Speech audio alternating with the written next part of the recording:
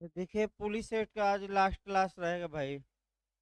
आपका भले एविडेंस चले ना चले इसको आज समाप्त करना है, ताकि आपका कल से जो शेड्यूल रहेगा, आपका आईपीसी लगेगी। और आईपीसी में एक चैप्टर लोग मांग कर रहे हैं भाई, आपका वैकेरियस लाइबिलिटी शाम को भी नहीं पढ़ाया गया है। तो जो ये सामान्य सिद्धांत चलते हैं, इसी में आपका वैकेरियस लाइबिलिटी भी आईपीसी में पढ़ा दिया जाएगा इस बार।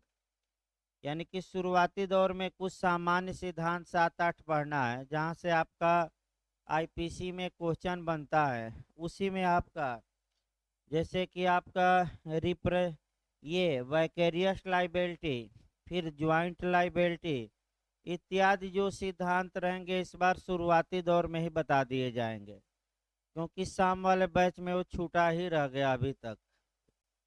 बैठिए हो, देखिए जहाँ हवा लगे भाई वहाँ बैठिए आप लोग थोड़ा, क्योंकि गर्मी भी बहुत ज़्यादा है। तो जहाँ थोड़ा फैल कर ही बैठिए, जहाँ हवा पंखा की लगे वहीं बैठिए। देखिए आपका पैरा, ये आपका बर्खास्तगी चल रही थी, यानी कि पुलिस बल से आपका बर्खास्त करना और पद आपका पद मुक्त करना। इसमें आपका पूछ सकता है कि बर्खास्तगी कब की जानी चाहिए, यानी कि किसी पुलिस अधिकारी को पुलिस बल से कब डिसमिस किया जाना चाहिए, ये आपका हो सकता है पूछ ले। तो सबसे पहले आपका पैरा कोरिलेट कराया गया था, और वह कोरिलेट कराया गया था आपका ये एक सेकंड, आपका 373 ए, उसको यही जोड़ लीजिए। तो पैरा नंबर 481 पर ही जोड़ लेना है। 373 ए यही था ना, 373 ए।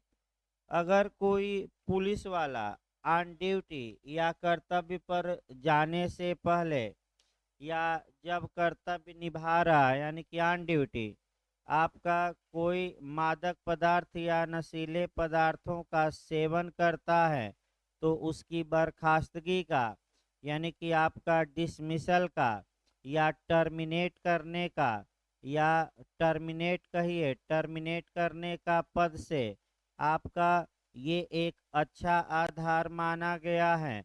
और ये आधार कहाँ दिया गया है? 373 ए में। देखिए आपका एक होता है आपका डिसमिस करना। डिसमिस में भी नौकरी पूरी तरह चली जाती है।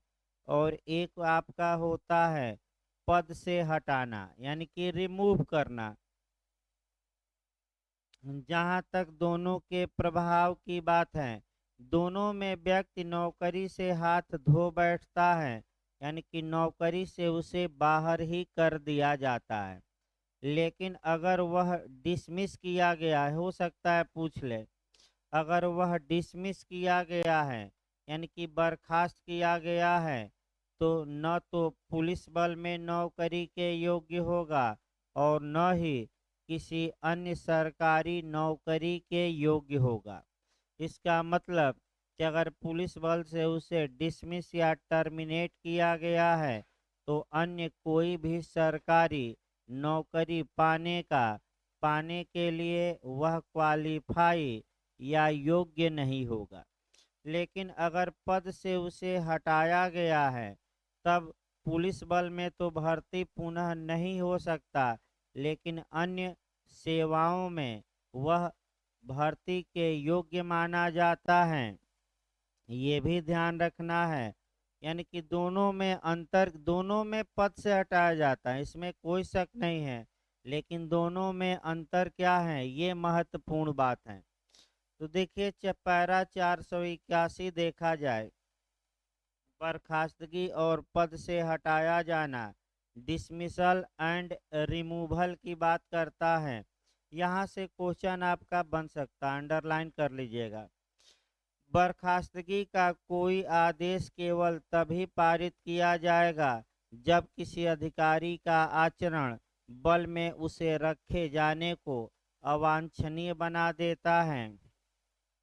यानी कि किसी पुलिस अधिकारी का कंडक्ट ऐसा है कि उसके कंडक्ट के आधार पर वरिष्ठ पुलिस अधिकारियों को लगता है कि अब पुलिस बल में रहने के योग्य नहीं है, तो इस आधार पर उसे पुलिस बल से टर्मिनेट या बर्खास्त या डिसमिसल कर दिया जाएगा।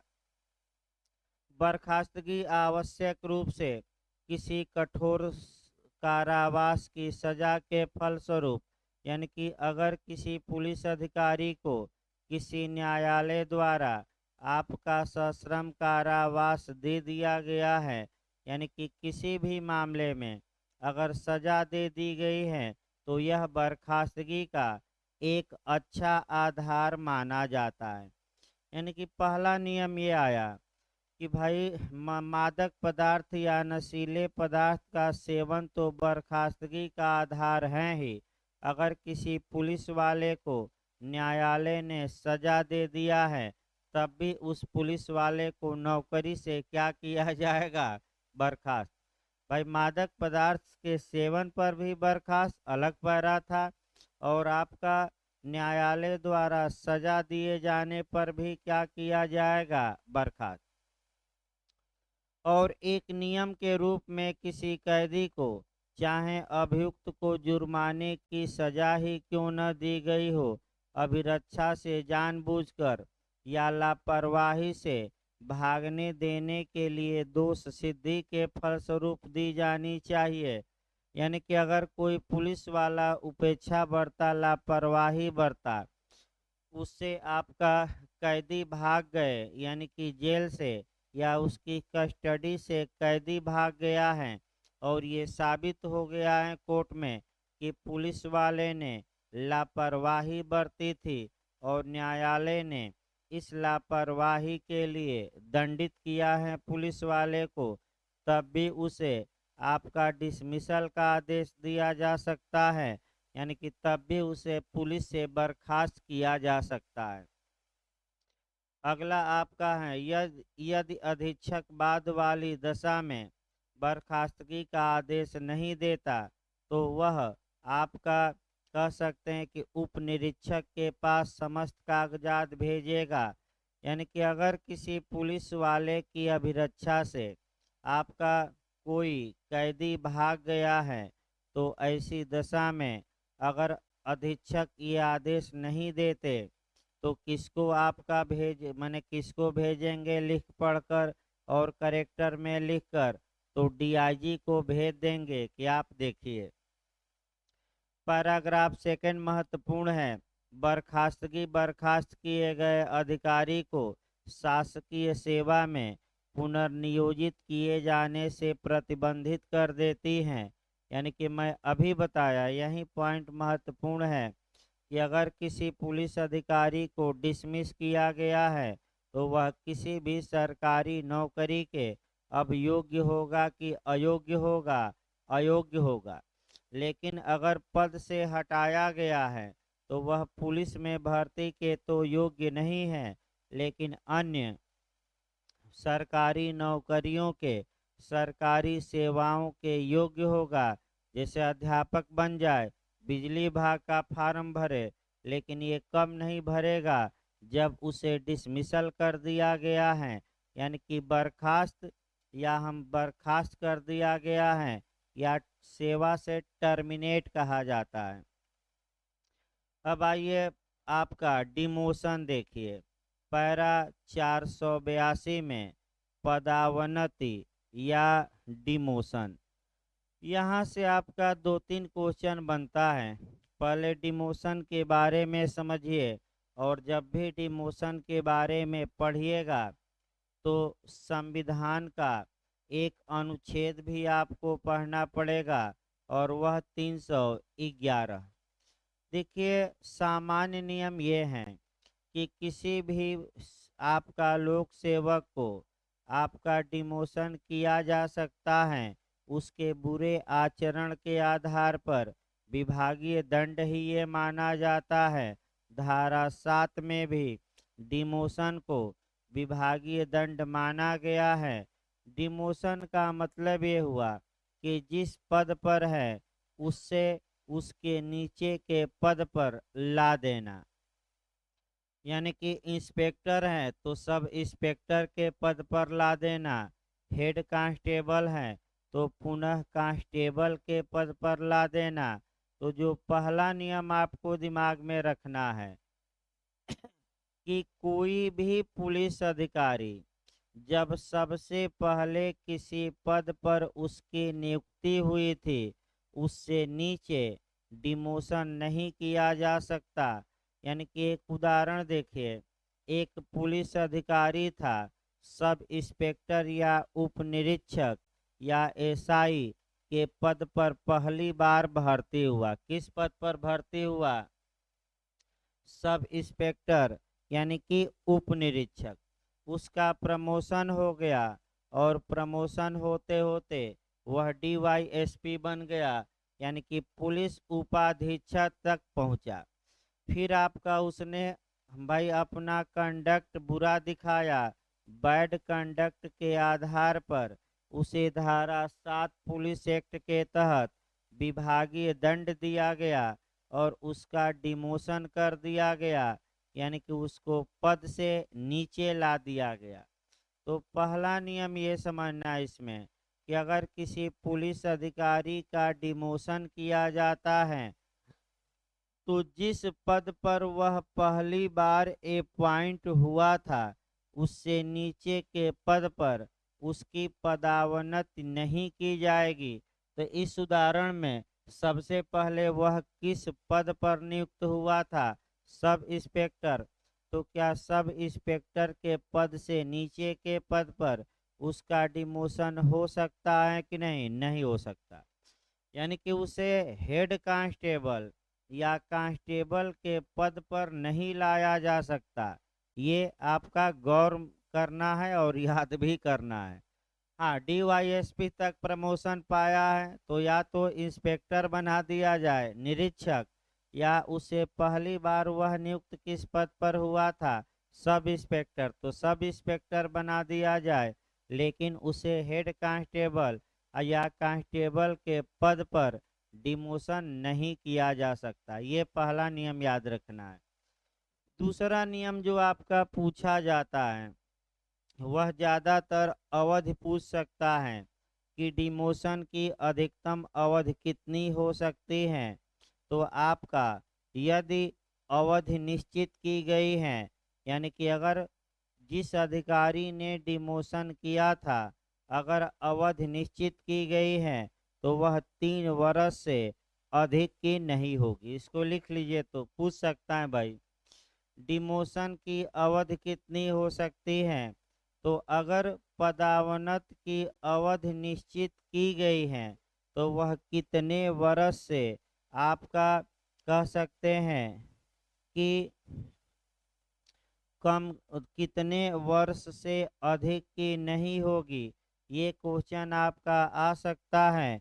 तो आपका 3 वर्ष। भाई ये कब लागू होगा? जब ये निश्चित किया गया हो कि आपको इतने सालों के लिए डिमोशन किया जा रहा है। ये पूछ सकता है क्वेश्चन, थोड़ा अंडरलाइन कर लीजिए। अगर आपका निश्चित है समय तब अनिश्चित है तो इसके लिए कोई समय नहीं है भाई। अब आइए आपका 482 ए देखिए, यहाँ भी आपका एक क्वेश्चन बन सकता है कि विभागीय दंड के फलस्वरूप वेतन वृद्धि, यानी कि जो इंक्रीमेंट लगता है या आपका वेतन में जो इम्प्रूवमेंट वृद्धि होती है उसको रोका जा सकता है। तो आपका ये क्वेश्चन बन सकता है कि विभागीय दंड के फलस्वरूप वेतन वृद्धि पर अधिकतम कितने समय तक के लिए रोक लगाई जा सकती है। और वहीं समय याद रखना है, लिख उसको अंडरलाइन करिए या देख लीजिए आपका अधिकतम कितने साल से अधिक का वेतन वृद्धि पर रोक नहीं लगाई जा सकती है। 1 साल। अंडरलाइन कर लीजिए, पूछ सकता है कि अगर वेतन वृद्धि रोकी जाती है तो अधिकतम कितने समय के लिए वेतन वृद्धि रोकी जा सकती है। तो आपका जवाब रहेगा अधिकतम कितने साल के लिए? 1 साल। बस यही याद रखना है, दो चार।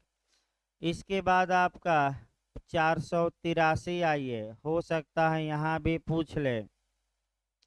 483 में ये दिया गया है कि पुलिस अधिकारी के खिलाफ कार्यवाही की प्रक्रिया।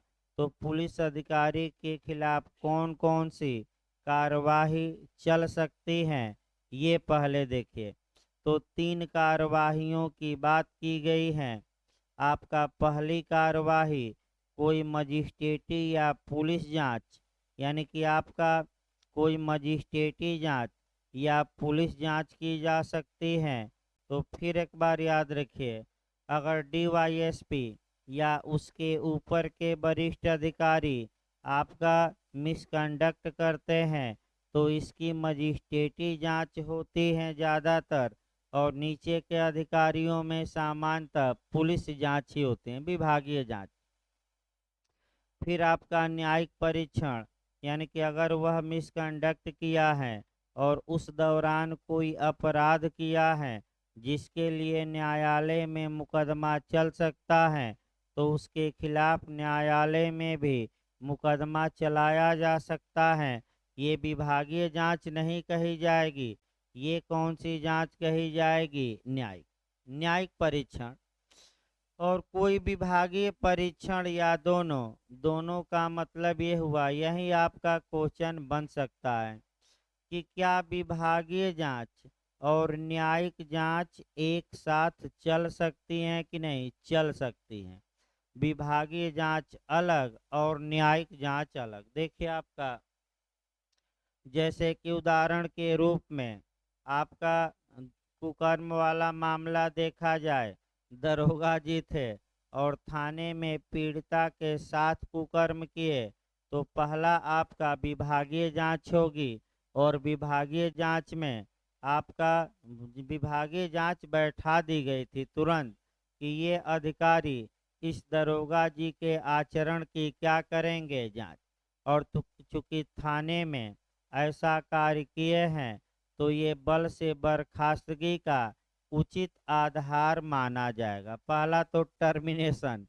इसके बाद चूंकि वो कुकर्म किए हैं और ये 376 के तहत आईपीसी दंडनीय है, तो न्यायिक जांच होगी, यानी कि उधर एफआईआर करके उन पर मुकदमा होगा, गिरफ्तारी होगी, गिरफ्तार हो भी गए हैं, और न्यायालय में उस अपराध के लिए क्या चलेगा? मुकदमा। तो आपका ये पूछ सकता है कि क्या विभागीय और न्यायिक जांच साथ साथ चल सकती हैं कि नहीं? चल सकती हैं। और अगर विभागीय जांच में बर्खास्तगी का आदेश दे दिया गया तो क्या न्यायिक जांच, यानी कि जो अपराध किया गया है उसका मुकदमा रुक जाएगा कि चलेगा? चलेगा, क्योंकि विभागीय जांच अलग होती है और न्यायिक जांच क्या होती है? अलग। तो भाई ये एक लाइन लिख लीजिए, न्यायिक और विभागीय परीक्षण एक साथ हो सकता है इसमें मिसकंडक्ट के लिए। उसको भले अलग से लिख लीजिए कहीं, तो आपका हो सकता है पूछ ले। विभागीय परीक्षण तथा न्यायिक परीक्षण साथ साथ चल सकता है, पूछ सकता है क्वेश्चन।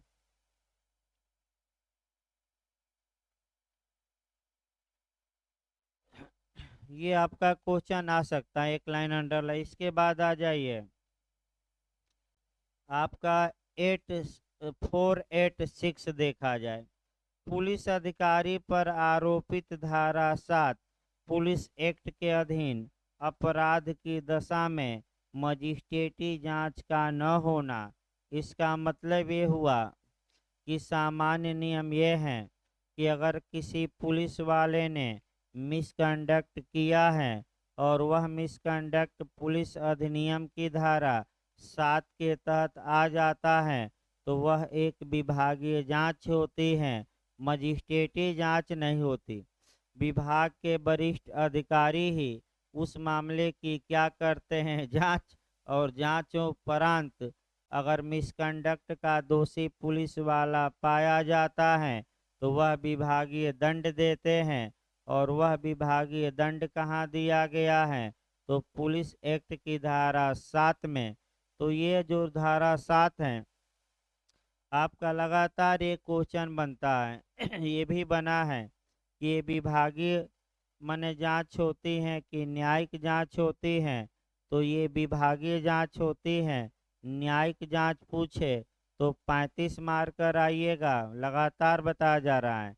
और विभागीय पूछे तो कौन सी धारा 7। भाई ये क्वेश्चन आपका आ चुका है। वैसे धारा 7 पर आपका दोनों बार 2015 एपीओ में भी आया, 2018 में भी आया और 2022 में भी चांस है।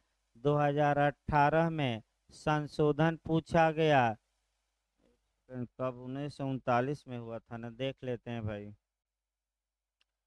धारा 7 में जो संशोधन हुआ था उसको पूछा गया था भाई। लिखवा गया कि नहीं नोट्स में, देखिए तो।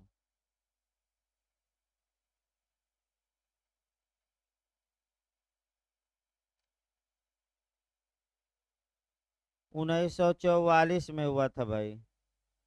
आपका लास्ट खंड जोड़ा गया था, अवरोध पर रोक या वार्षिक वेतन वृद्धि या प्रमोशन को रोकना वही चल भी रहा है। हाँ, 1944 ये पिछली बार आया था। आपका धारा 7 का लास्ट पॉइंट देखिए, लास्ट पॉइंट देखिए, बीच में ना देखिए भाई, वो तो डीजीपी जोड़े गए ना। आपका लास्ट पॉइंट देखेंगे तो वेतन वृद्धि रोकना। तो वेतन वृद्धि अभी बताया गया आपका कितने दिनों तक के लिए रोकी जा सकती है, 1 साल। तो ये लास्ट वाला पूछा गया था, अंदर जाकर थोड़ा सन पूछ लिया था। तो भाई सन है 1944। अगला देखिए आपका 486 भी इतना ही पढ़ना है। इसके बाद आपका ये 487 छोड़ दीजिए। इसके बाद न्यायिक परीक्षण, ये भी इधर से कम क्वेश्चन आता है भाई, कुछ दो चार आपका पैरा छोड़ना है।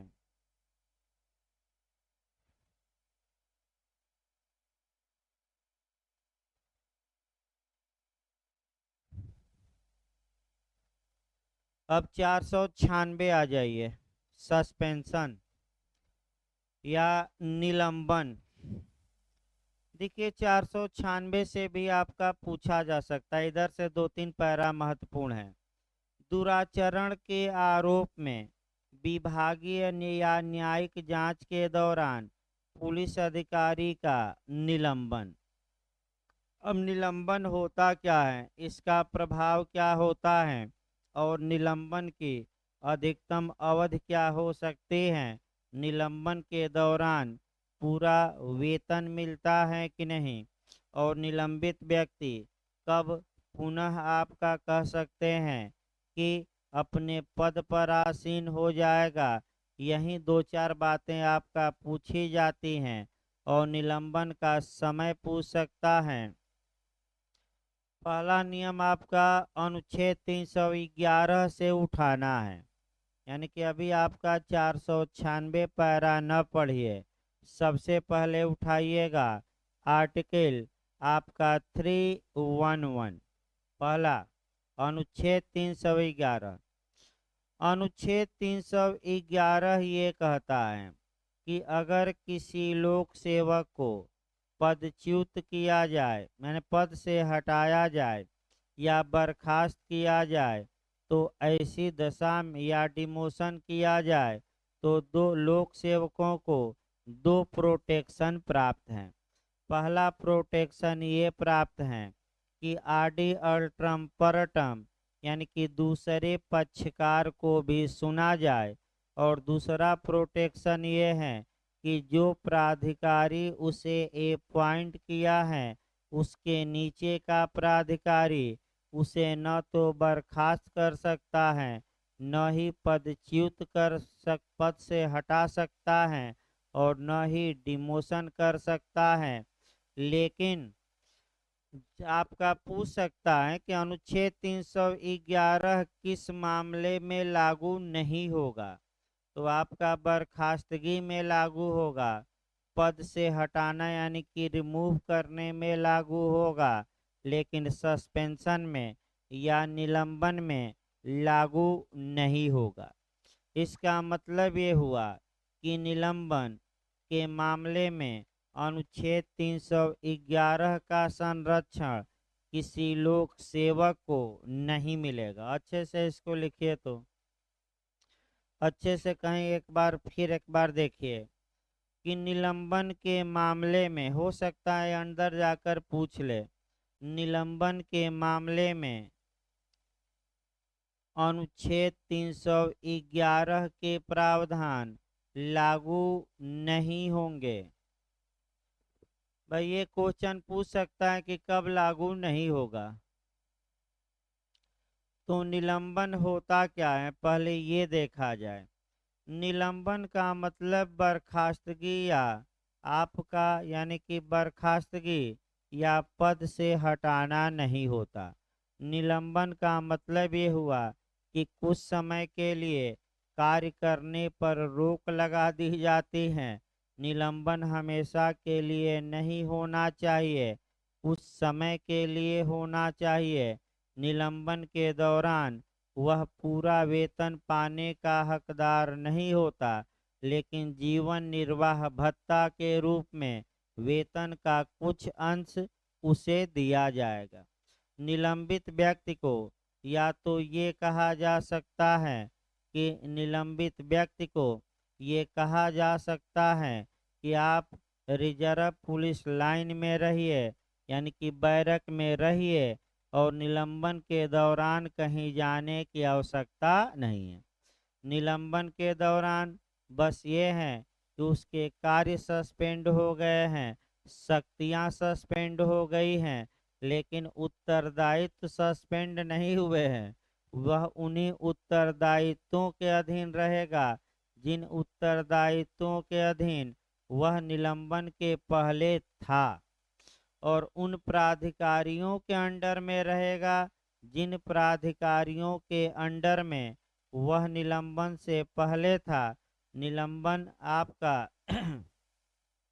यानी कि निलंबन का मतलब कि कुछ समय के लिए कार्य करने पर क्या लगा दिया गया, रोक। निलंबन बर्खास्तगी नहीं है, न ही आपका पद से हटाना है।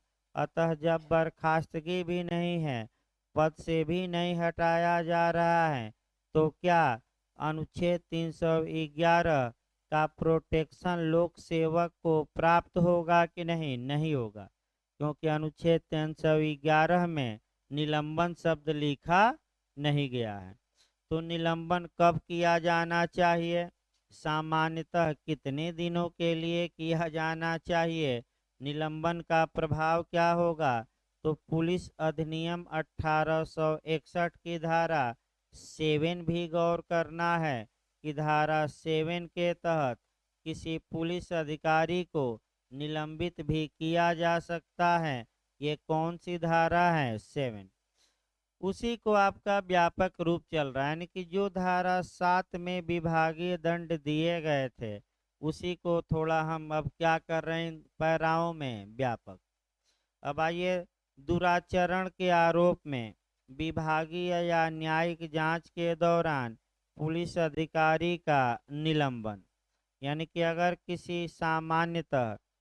किसी पुलिस अधिकारी ने मिसकंडक्ट किया है, दुर्व्यवहार किया है, बुरा आचरण किया है, या तो धारा 7 के तहत विभागीय जांच बैठाई गई है, या धारा 35 के तहत न्यायिक जांच चल रही है, या न्यायालय में उसके खिलाफ किसी अपराध के लिए मुकदमा चल रहा है, तो सामान्य नियम ये है कि इन मुकदमों के दौरान या विभागीय जांच के दौरान उसे क्या कर देना चाहिए? सस्पेंड, यानी कि जाकर घर बैठो या बैरक में आराम से रहो, वो आपका गुजारा भत्ता दिया जाएगा, पूरा वेतन पाने का हकदार वह नहीं होगा।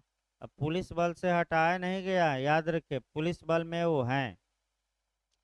अगला देखिए, इसमें फिर एक बार, सभी पुलिस अधिकारीगण दुराचरण यानी कि मिसकंडक्ट के आरोप की विभागीय या न्यायिक जांच के दौरान निलंबन के दायित्वाधीन होते हैं। किसी अधिकारी का निलंबन उस प्राधिकारी के द्वारा आदिष्ट किया जा सकेगा जो उसे विभागीय दंड के किसी भी रूप को देने की शक्ति रखता है। आपका यानी कि कौन विभागीय माने कौन आपका निलंबित किसी व्यक्ति को कर सकता है, तो जो प्राधिकारी धारा 7 के तहत विभागीय दंड देने की क्या रखता है, क्षमता। तो तुरंत एक टेक्निकल क्वेश्चन निकालना है। पहले फिर एक बार धारा 7 निकालिए कि धारा 7 के तहत विभागीय दंड कौन कौन से प्राधिकारी दे सकते हैं, और उसमें थोड़ा आपको ये देखना है कि पुलिस अधीक्षक शामिल हैं कि नहीं। फिर धारा 7 निकाल लीजिए। एक बार आपका सेक्शन 7 फिर पढ़ाया जाए कि कौन पुलिस अधिनियम की धारा 7 भाई पैरा कि नहीं। देखिए पुलिस अधिनियम की धारा 7 क्या कहती है। आपका संविधान के अनुच्छेद 311 के उपबंधों के और ऐसे नियमों के जो राज्य सरकार समय समय पर बनाए इस अधिनियम के अधीन बनाए जाएं। तो पहला क्वेश्चन धारा 7 का यही बनता है कि किसी पुलिस वाले पर विभागीय कार्यवाही किन प्रावधानों के अधीन की जाएगी या संविधान के किस अनुच्छेद का पालन करते हुए किया जाएगा, तो 311 का। और दूसरा किसका पालन, राज्य सरकार द्वारा बनाए गए नियमों का। तो नियम ही हम लोग पढ़ रहे हैं जो राज्य सरकार ने क्या किए कर रखा है ने आपका विभागीय दंड के लिए बनाया है, वही चल रहा है। आपका कौन कौन प्राधिकारी हैं जो अधीनस्थ पुलिस अधिकारियों को यानी कि DYSP से नीचे के अधिकारियों को विभागीय दंड देने में सक्षम है। तो आपका SP और उसके ऊपर के अधिकारी यानी कि पुलिस अधीक्षक भी विभागीय दंड देने में क्या है, सक्षम। अब आपको सतर्क ये रहना है कि पुलिस अधीक्षक द्वारा जिनकी नियुक्ति नहीं की गई है, क्या उस व्यक्ति को वह टर्मिनेट या डिसमिसल या बर्खास्त कर सकते हैं कि नहीं। तो SP साहब दरोगा को बर्खास्त नहीं कर सकते क्योंकि SP ने उसकी नियुक्ति नहीं की है। लेकिन निलंबन के मामले में चूंकि संविधान का अनुच्छेद 311 काम ही नहीं करेगा, अतः SP या पुलिस अधीक्षक किसी अधीनस्थ पुलिस अधिकारी को सस्पेंड कर सकते हैं लेकिन बर्खास्त नहीं कर सकते। ये पूछ सकता है कि SP क्या कर सकते हैं, तो निलंबित भले कर दें, टर्मिनेट करने का पावर नहीं है। फिर हम एक बार तीसरी बार बता रहे हैं क्यों, क्योंकि संविधान का अनुच्छेद 311 निलंबन के मामले में लागू नहीं होगा। तो निलंबन जो प्राधिकारी नियुक्त नहीं किया है वह भी पुलिस अधिकारी को निलंबित करने की क्या रखता है, क्षमता। तो ये आपका महत्वपूर्ण है। लास्ट लाइन, पुलिस अधीक्षक किसी निरीक्षक को, निरीक्षक मतलब इंस्पेक्टर हुआ, निरीक्षक को निलंबित कर सकेगा यद्यपि वह उसे बर्खास्त या डिसमिसल नहीं कर सकेगा। तो अभी हमने बताया, तो पुलिस अधीक्षक इंस्पेक्टर को क्या कर सकते हैं, सस्पेंड, लेकिन नौकरी से बाहर नहीं कर सकते क्योंकि पुलिस अधीक्षक ने उसे नियुक्त नहीं किया है। तुरंत 311 का क्या हो जाएगा, बर्खास्तगी में उल्लंघन। अब आइए देखिए आपका सामान्य नियम ये है कि जब तक मुकदमा या विभागीय जांच चले सामान्यतः निलंबित करना चाहिए, लेकिन बहाल भी बीच में किया जा सकता है, इसमें कोई शक नहीं है कि मुकदमा के दौरान। अब आपका जो इसमें पढ़ना है आपका निलंबन की अवधि पढ़नी है। भाई वो तो अलग बात है कि निलंबित करिए तो आपका कह सकते हैं कि कारण बताइए इत्यादि करिए। अब निलंबन का अवधि आपका कितना होगा? 2 साल होगा। एक सेकंड भाई, कहाँ गया?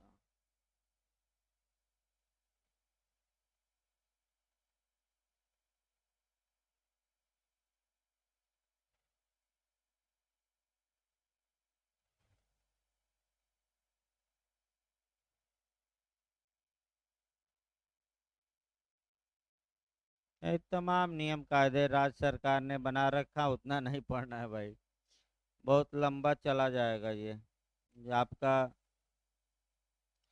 आइए पैरा 497, अब आगे आएगा तो उसमें बताया जाएगा। पैरा 497 देखिए।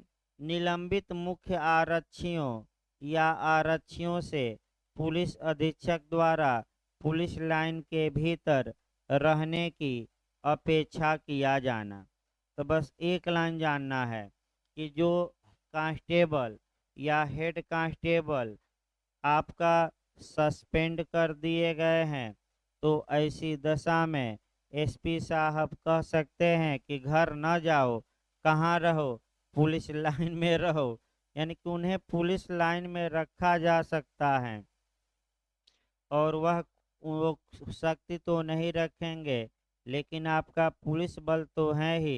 यानी कि एक तरह से कहा जा सकता है कि अब घर ना जाइए, बल्कि सस्पेंड हुए हैं तो कहाँ रहिए अभी, पुलिस लाइन। इसके बाद आपका 498 छोड़ देना है। पेंशन में गिना जाएगा कि नहीं ये तो अधिकारी आपका देगा। घोड़ा भत्ता भी। अब पैरा 500 देखना है। न्यायालय द्वारा किसी पुलिस अधिकारी के आचरण की निंदा किए जाने पर तुरंत जांच किया जाना। यानी कि न्यायालयों द्वारा भी पुलिस अधिकारियों के आचरण की निंदा की जाती है और न्यायालय निंदा करके एसपी या आईजी या डीआईजी को भेज देते हैं कि ये पुलिस अधिकारी न्यायालय में बहुत लापरवाही से कार्य कर रहा है, रिपोर्ट भी नहीं जल्दी प्रस्तुत कर रहा, कागज पत्र नहीं प्रस्तुत कर रहा, बार बार गवाह के रूप में बुलाने पर भी ये आ नहीं रहा है। यानी कि 5 बार समन जारी हो चुका और पांचों बार डेट पर क्या हुआ, नहीं आया। तो अगर और इसके आचरण की निंदा करेगा न्यायालय और लिख कर भेज देगा कि एसपी साहब इस पर क्या करें कार्रवाई। तो जब किसी पुलिस अधिकारी के कंडक्ट क्या आपका निंदा की जाए किसके द्वारा, न्यायालय द्वारा, तो सामान्य नियम यह है कि उस पुलिस अधिकारी के कंडक्ट की जांच, विभागीय जांच कराई जानी चाहिए कि नहीं, कराई जानी चाहिए, क्योंकि किसने निंदा की है, आपका न्यायालय ने। अब इसके बाद आ जाइए 501। पुलिस अधिकारी का कतिपय सिविल और आपराधिक कार्यवाहियों में राज्य के व्यय पर बचाव किया जाना। इसका मत ये भी हो सकता है पूछ ले, बस एक लाइन देखना है कि अगर किसी पुलिस वाले ने मैंने अगर किसी पुलिस वाले ने आपका, अगर किसी पुलिस वाले पर कोई प्राइवेट व्यक्ति ने, राज्य ने नहीं, किसी प्राइवेट व्यक्ति ने कोई सिविल वाद किया है या आपराधिक वाद किया है, तो चूंकि वह राज्य का सेवक है, लोक सेवक हैं, अतः राज्य की जिम्मेदारी है कि वह ऐसे पुलिस अधिकारी को अपने व्यय पर सिविल और क्रिमिनल मामलों में बचाव करे। लेकिन लेकिन भी याद रखना है, यदि राज्य स्वयं मुकदमा पुलिस पर चलाता है तो ऐसे मामलों में राज्य की ओर से कोई अधिवक्ता प्रदान नहीं किया जाएगा। जैसे कि उदाहरण के रूप में कुकर्मी दरोगा जी के मामले में चूंकि राज्य ने संज्ञेय मामला था, उत्तर प्रदेश राज्य अपने नाम से अभियुक्त के विरुद्ध मुकदमा चला रहा है, तो ऐसी दशा में सरकार कोई सहयोग दरोगा जी को नहीं करेगी, ये भी याद रखे। तो कब राज्य के व्यय पर बचाव का वह हकदार नहीं होगा? तो जब राज्य ने क्या किया है उस पुलिस वाले के खिलाफ, स्वतः मुकदमा। तो यानी कि आपका प्राइवेट व्यक्ति किया है तब तो भाई राज्य बचाव देगा, लेकिन राज्य खुद मुकदमा चला रहा है तो क्या राज्य कोई बचाव देगा कि नहीं? कोई बचाव नहीं देगा, माने कोई आपका विधिक सहायता नहीं दी जाएगी। एक दो लाइन इसमें भी देखना है। आपराधिक आरोप पर गिरफ्तार करने पर कार्यवाही, तो गिरफ्तार करिए तो तुरंत एसपी को क्या करिए, सूचित करिए कि आपका पुलिस अधिकारी अपराध किया था, गिरफ्तार हो गया। तो किसको सूचित किया जाए? उस जिले के एसपी को। मान लीजिए प्रयागराज का मामला था, कोई पुलिस अधिकारी अपराध करके बनारस भाग गया, बनारस में गिरफ्तार हो गया, तो प्रयागराज के एसपी को सूचित कर दिया जाए कि आपका पुलिस अधिकारी जो आपके यहाँ तैनात था अपराध करके भागा था, क्या हो गया है हमारे यहाँ, गिरफ्तार। इसके बाद पदमुक्त प्रमाण पत्र, तो जब आप छोड़ेंगे पुलिस की नौकरी तो एक पदमुक्त प्रमाण पत्र दिया जाएगा कि आप क्या किए हैं, अब नौकरी छोड़ दिए हैं। आपका 505 पूछी जा सकती हैं, फिर एक बार याद रखिए। पैरा नंबर 505, निरीक्षक या उसके निम्न पद के अधिकारी द्वारा त्याग पत्र देने की प्रक्रिया, यानी कि रिजाइन देने की प्रक्रिया, आपका ये भी आपका पूछा जा सकता है। तो फिर एक बार देखिए, जब भी आपका ये धारा पढ़िए, माने ये पैरा, तो पहले तो सेक्शन आपका 9 पढ़ना है, 9। इसके बाद आपका 9 की पूरक धारा बताई गई थी कि बिना इजाजत के अगर वह रिजाइन या इस्तीफा दे देता है तो ऐसा पुलिस अधिकारी आपका न्यायिक दंड का भागी होगा। न्यायालय में उसके खिलाफ सरकार मुकदमा चला सकती है। तो 9 की पूरक धारा कौन बताई गई, बताइए? 28 के 29, दो ऑप्शन मैं दे रहा हूँ।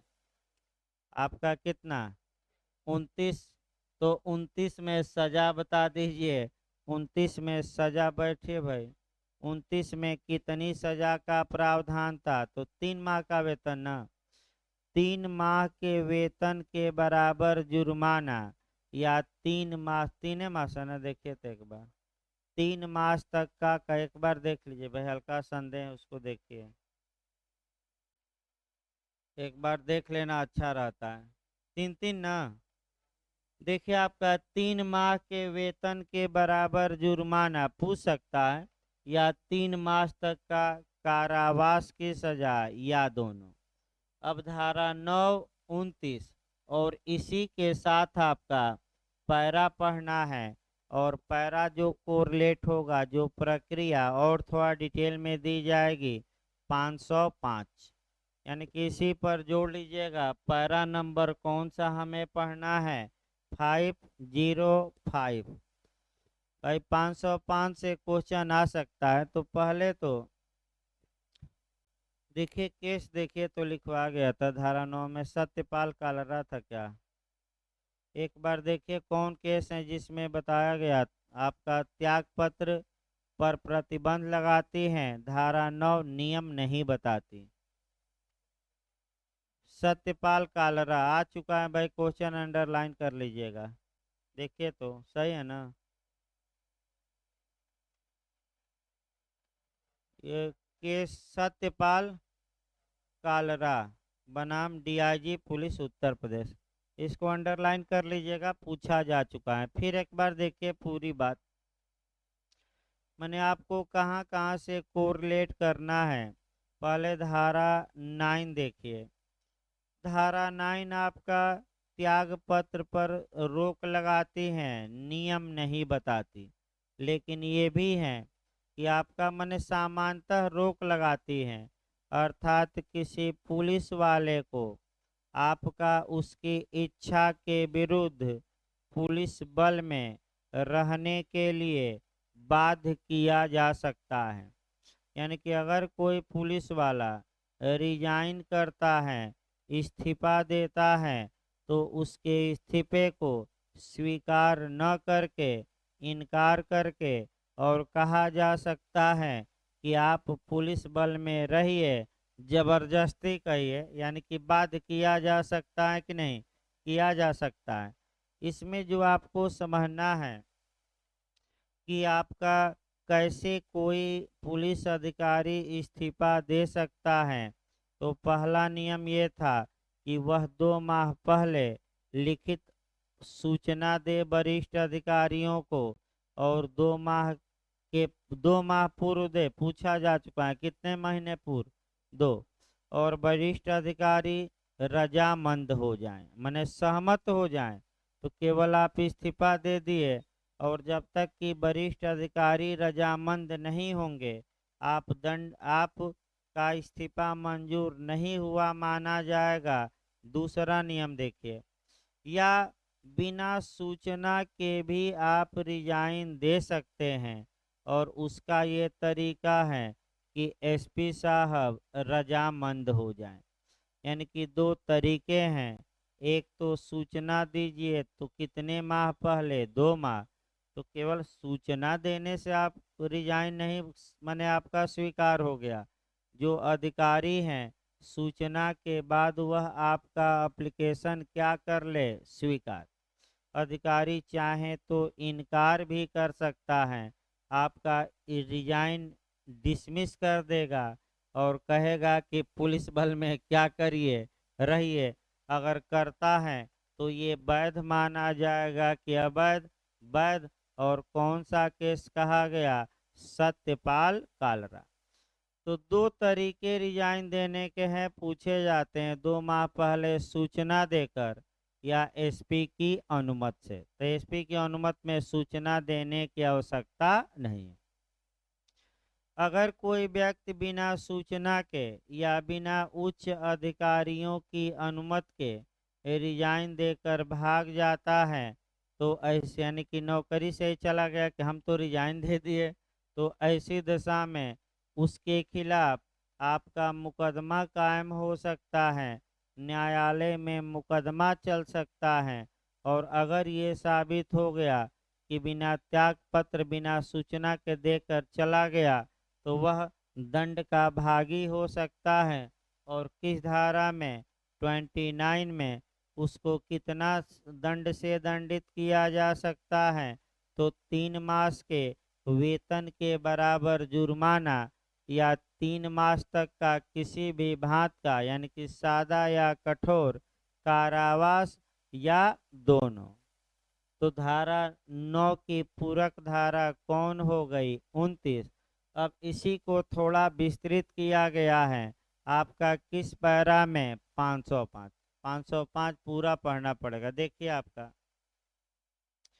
इंस्पेक्टर या उसके नीचे के पद का कोई भी पुलिस अधिकारी इस्तीफा देने के अपने आशय की 2 माह की सूचना लिखित में देकर अपने पद से इस्तीफा दे सकता है। तो ये तो बता ही गया कितने महीने पहले सूचना दे, लिखित की मौखिक, लिखित। किंतु वह अपने पद के कर्तव्यों से तब तक नहीं हटेगा जब तक कि उसका इस्तीफा औपचारिक रूप से उपर्युक्त प्राधिकारी के द्वारा स्वीकृत नहीं किया जा चुका है।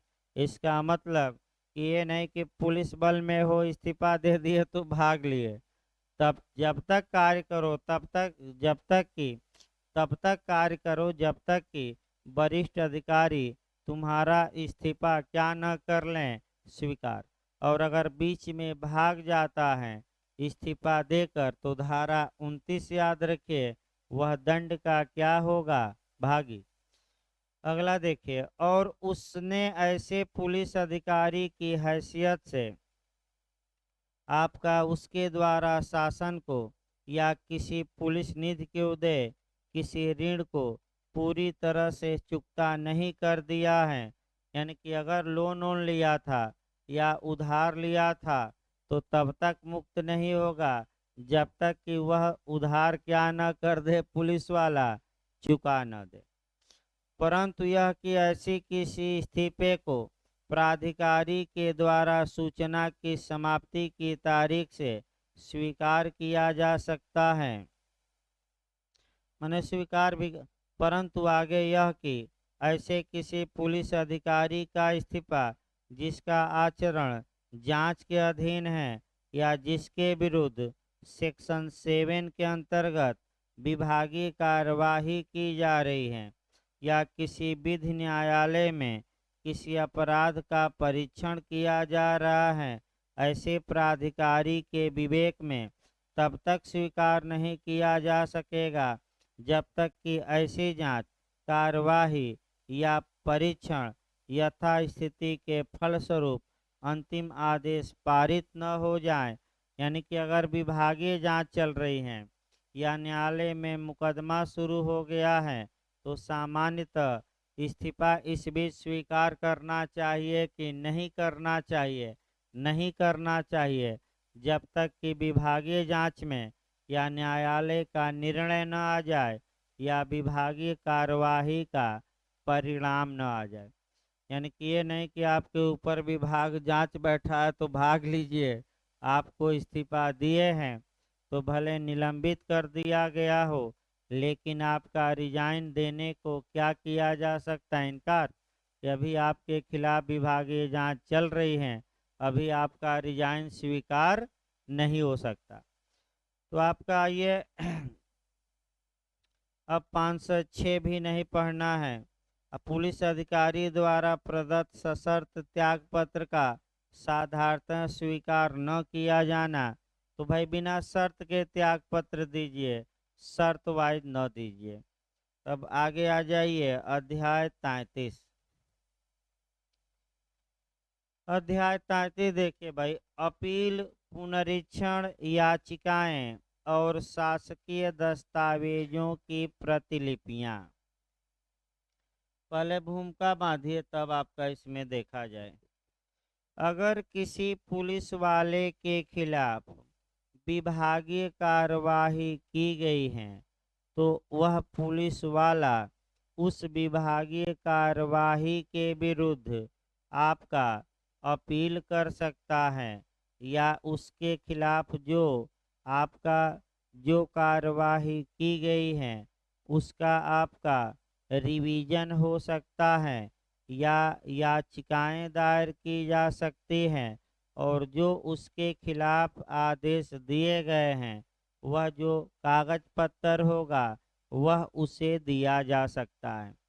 अब यहाँ क्वेश्चन ये आया कि आपका अपील कहाँ होगी, ये रिवीजन कौन कर सकता है, तो सामान्यतः वरिष्ठ अधिकारियों को पावर है। तो यहाँ जो आपका क्वेश्चन बन सकता है कि मान लीजिए थानेदार को विभागीय धारा 7 के तहत दंड दिया गया और उसे सस्पेंड कर दिया गया या बर्खास्त कर दिया गया, वेतन वृद्धि ही रोक दी गई या आपका उसे पद मुक्त कर दिया, पद से हटा दिया गया, तो आप क्या ऐसा पुलिस अधिकारी उस मामले की अपील कर सकता है कि नहीं कर सकता है, और कहाँ कर सकता है, वरिष्ठ अधिकारियों के यहाँ कर सकता है। रिवीजन भी वरिष्ठ अधिकारी कर सकते हैं।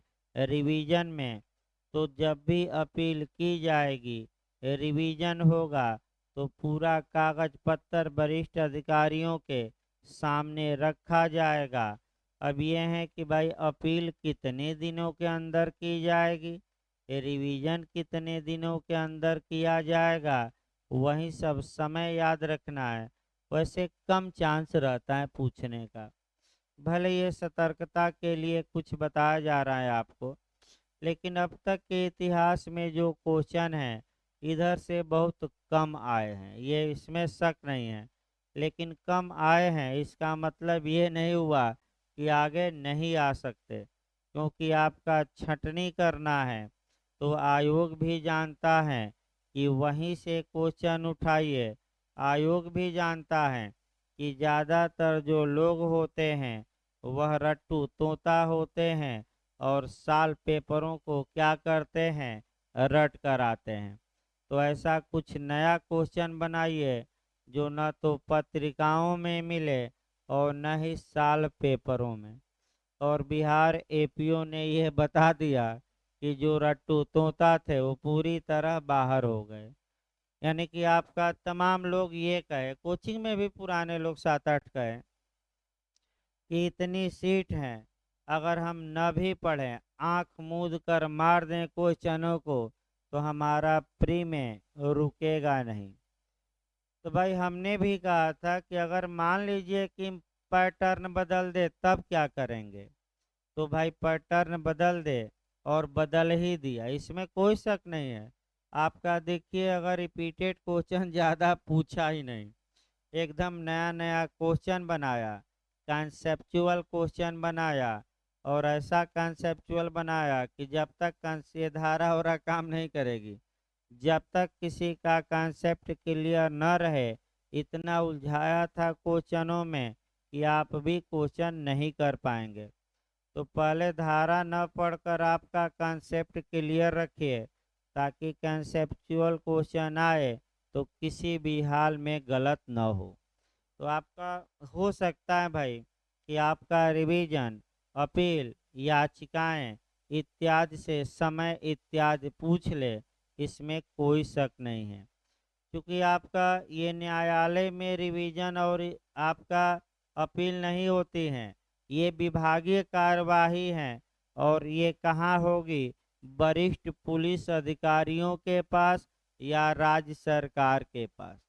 इसके बाद आपको पावर है कि आप कोर्ट का दरवाज़ा खटखटाइए, और हाई कोर्ट में लोग जाते ही हैं, इसमें कोई शक नहीं है। तो अगर मूल अधिकारों पर आपके अटैक हुआ है तो आप डायरेक्ट हाई कोर्ट में भी जाते हैं। आप देखे होंगे कि निलंबित हो गया अधिकारी तो वरिष्ठ पुलिस अधिकारी के यहाँ न जाकर डायरेक्ट निलंबन रुकवाने कहाँ चला जाता है, हाई कोर्ट। भाई तो आपका विकल्प मौजूद है कि आप कहाँ जाइए, कोर्ट में भी। तो आइए देखा जाए आपका अपील। अब आपका अपील कहाँ होगी, कितने दिनों के अंदर होगी। तो पहले 508 पैरा देखा जाए, राजपत्रित अधिकारियों द्वारा की जाने वाली अपीलों को रेगुलेट करने वाले नियम क्या हैं। तो जो राजपत्रित अधिकारी हैं, तो पहला तो ये जानिए कि राजपत्रित अधिकारी जो हैं, अगर वह अपील करते हैं तो कहाँ करेंगे। तो आपका राजपत्रित अधिकारी किसे माना जाएगा।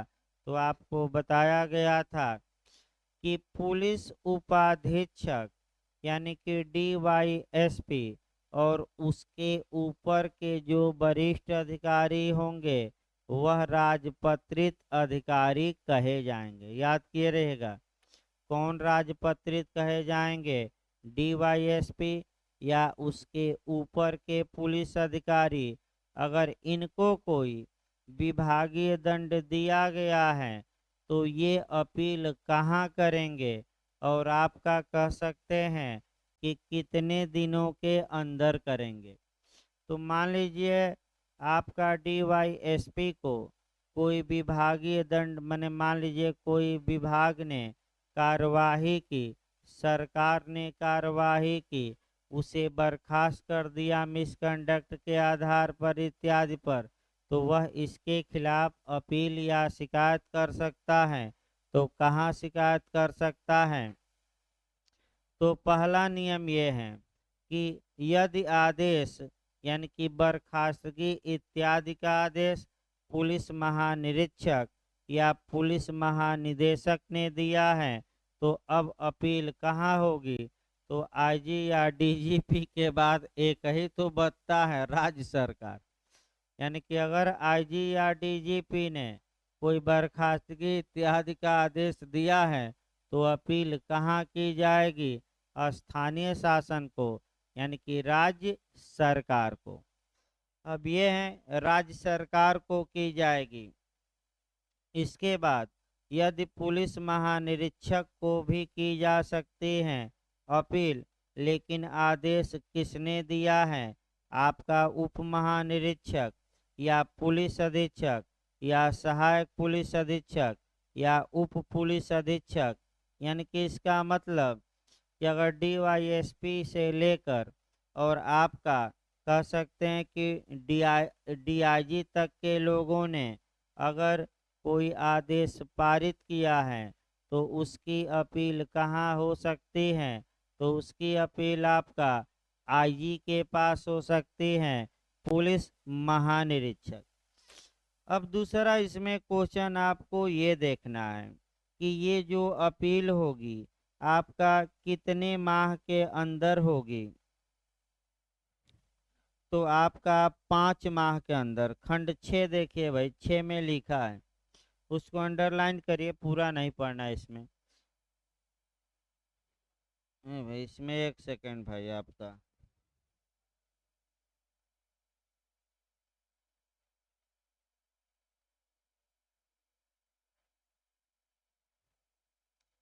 देखिए कितना लिखा है उसमें।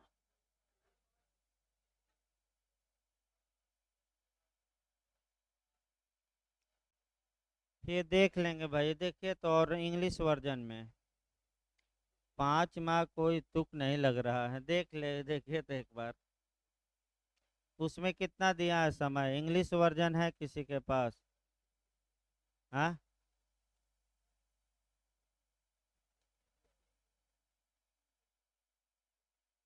एक सेकंड भाई।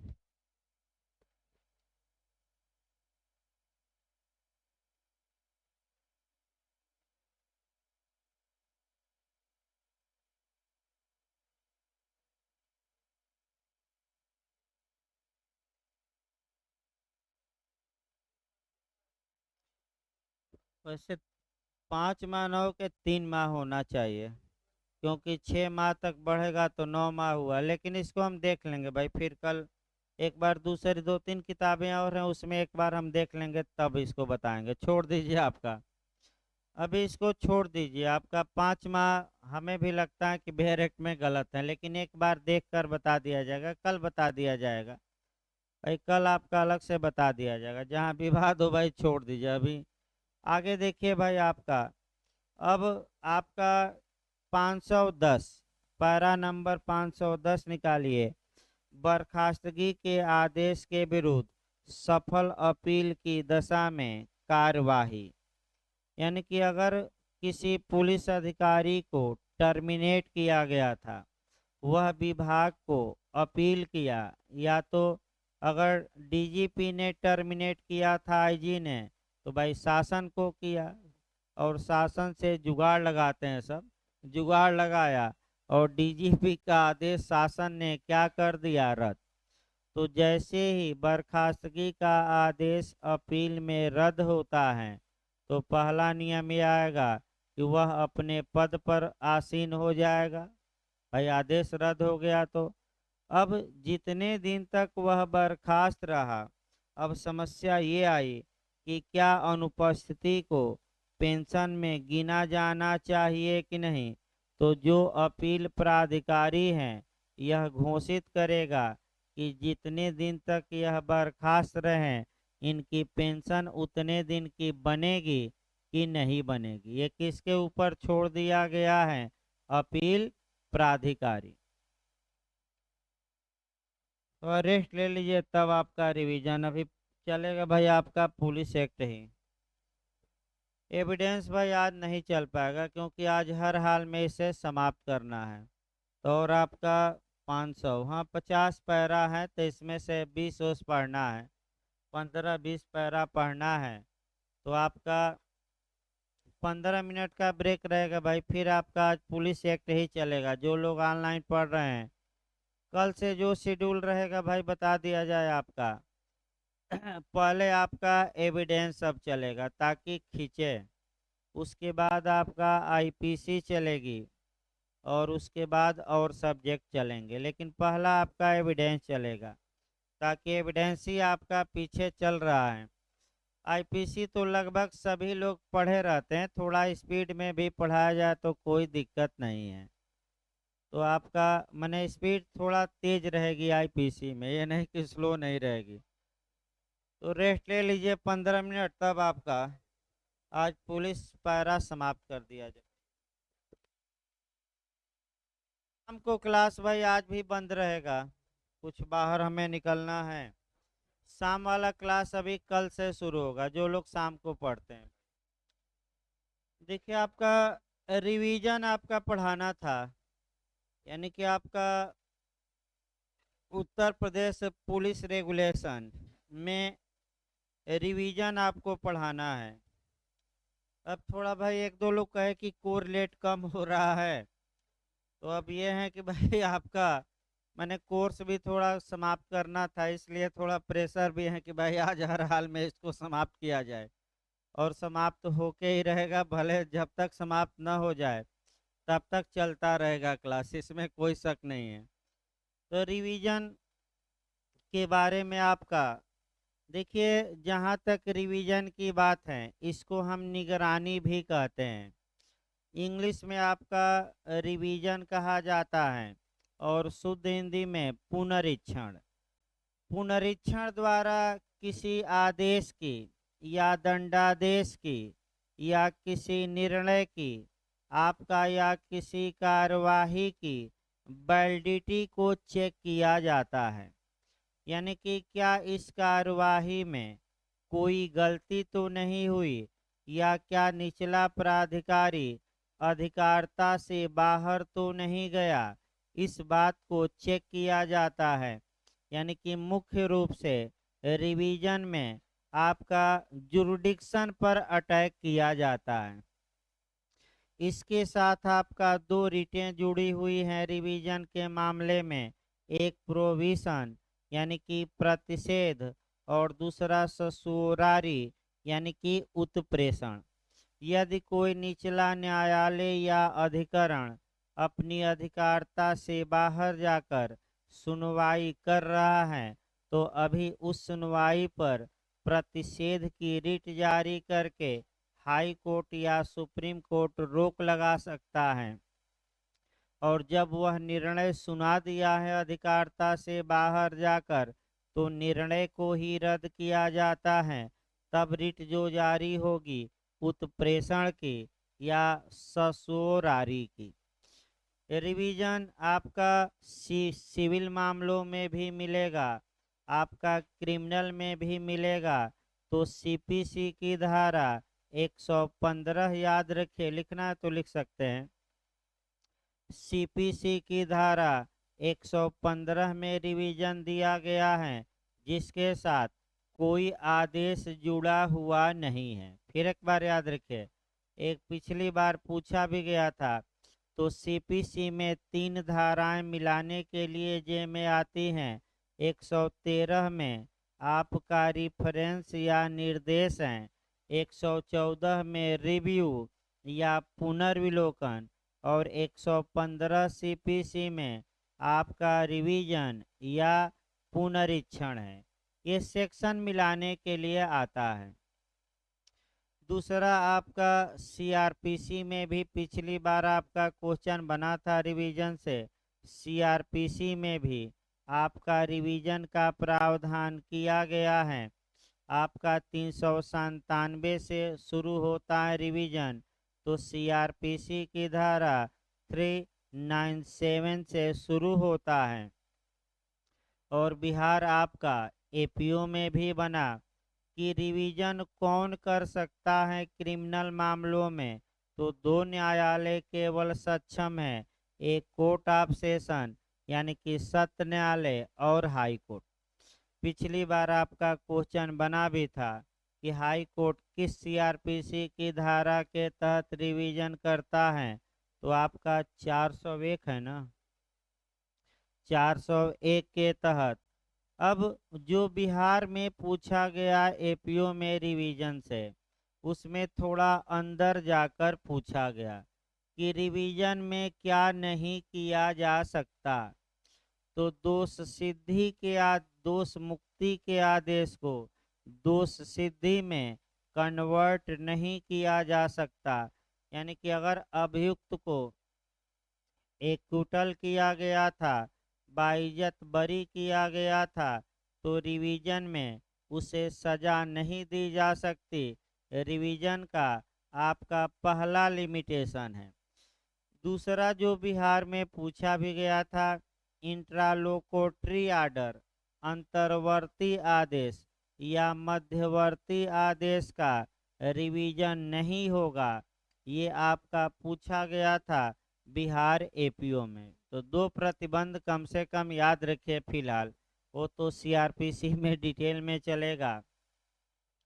पहला प्रतिबंध यह है कि दोष मुक्ति को उलटकर दोष सिद्धि नहीं की जा सकती, और दूसरा प्रतिबंध है कि इंट्रालोकोटरी आर्डर यानी कि अंतर्वर्ती या मध्यवर्ती या वादकालीन भी कहा जाता है, इन आदेशों का रिवीजन होगा कि नहीं, नहीं होगा।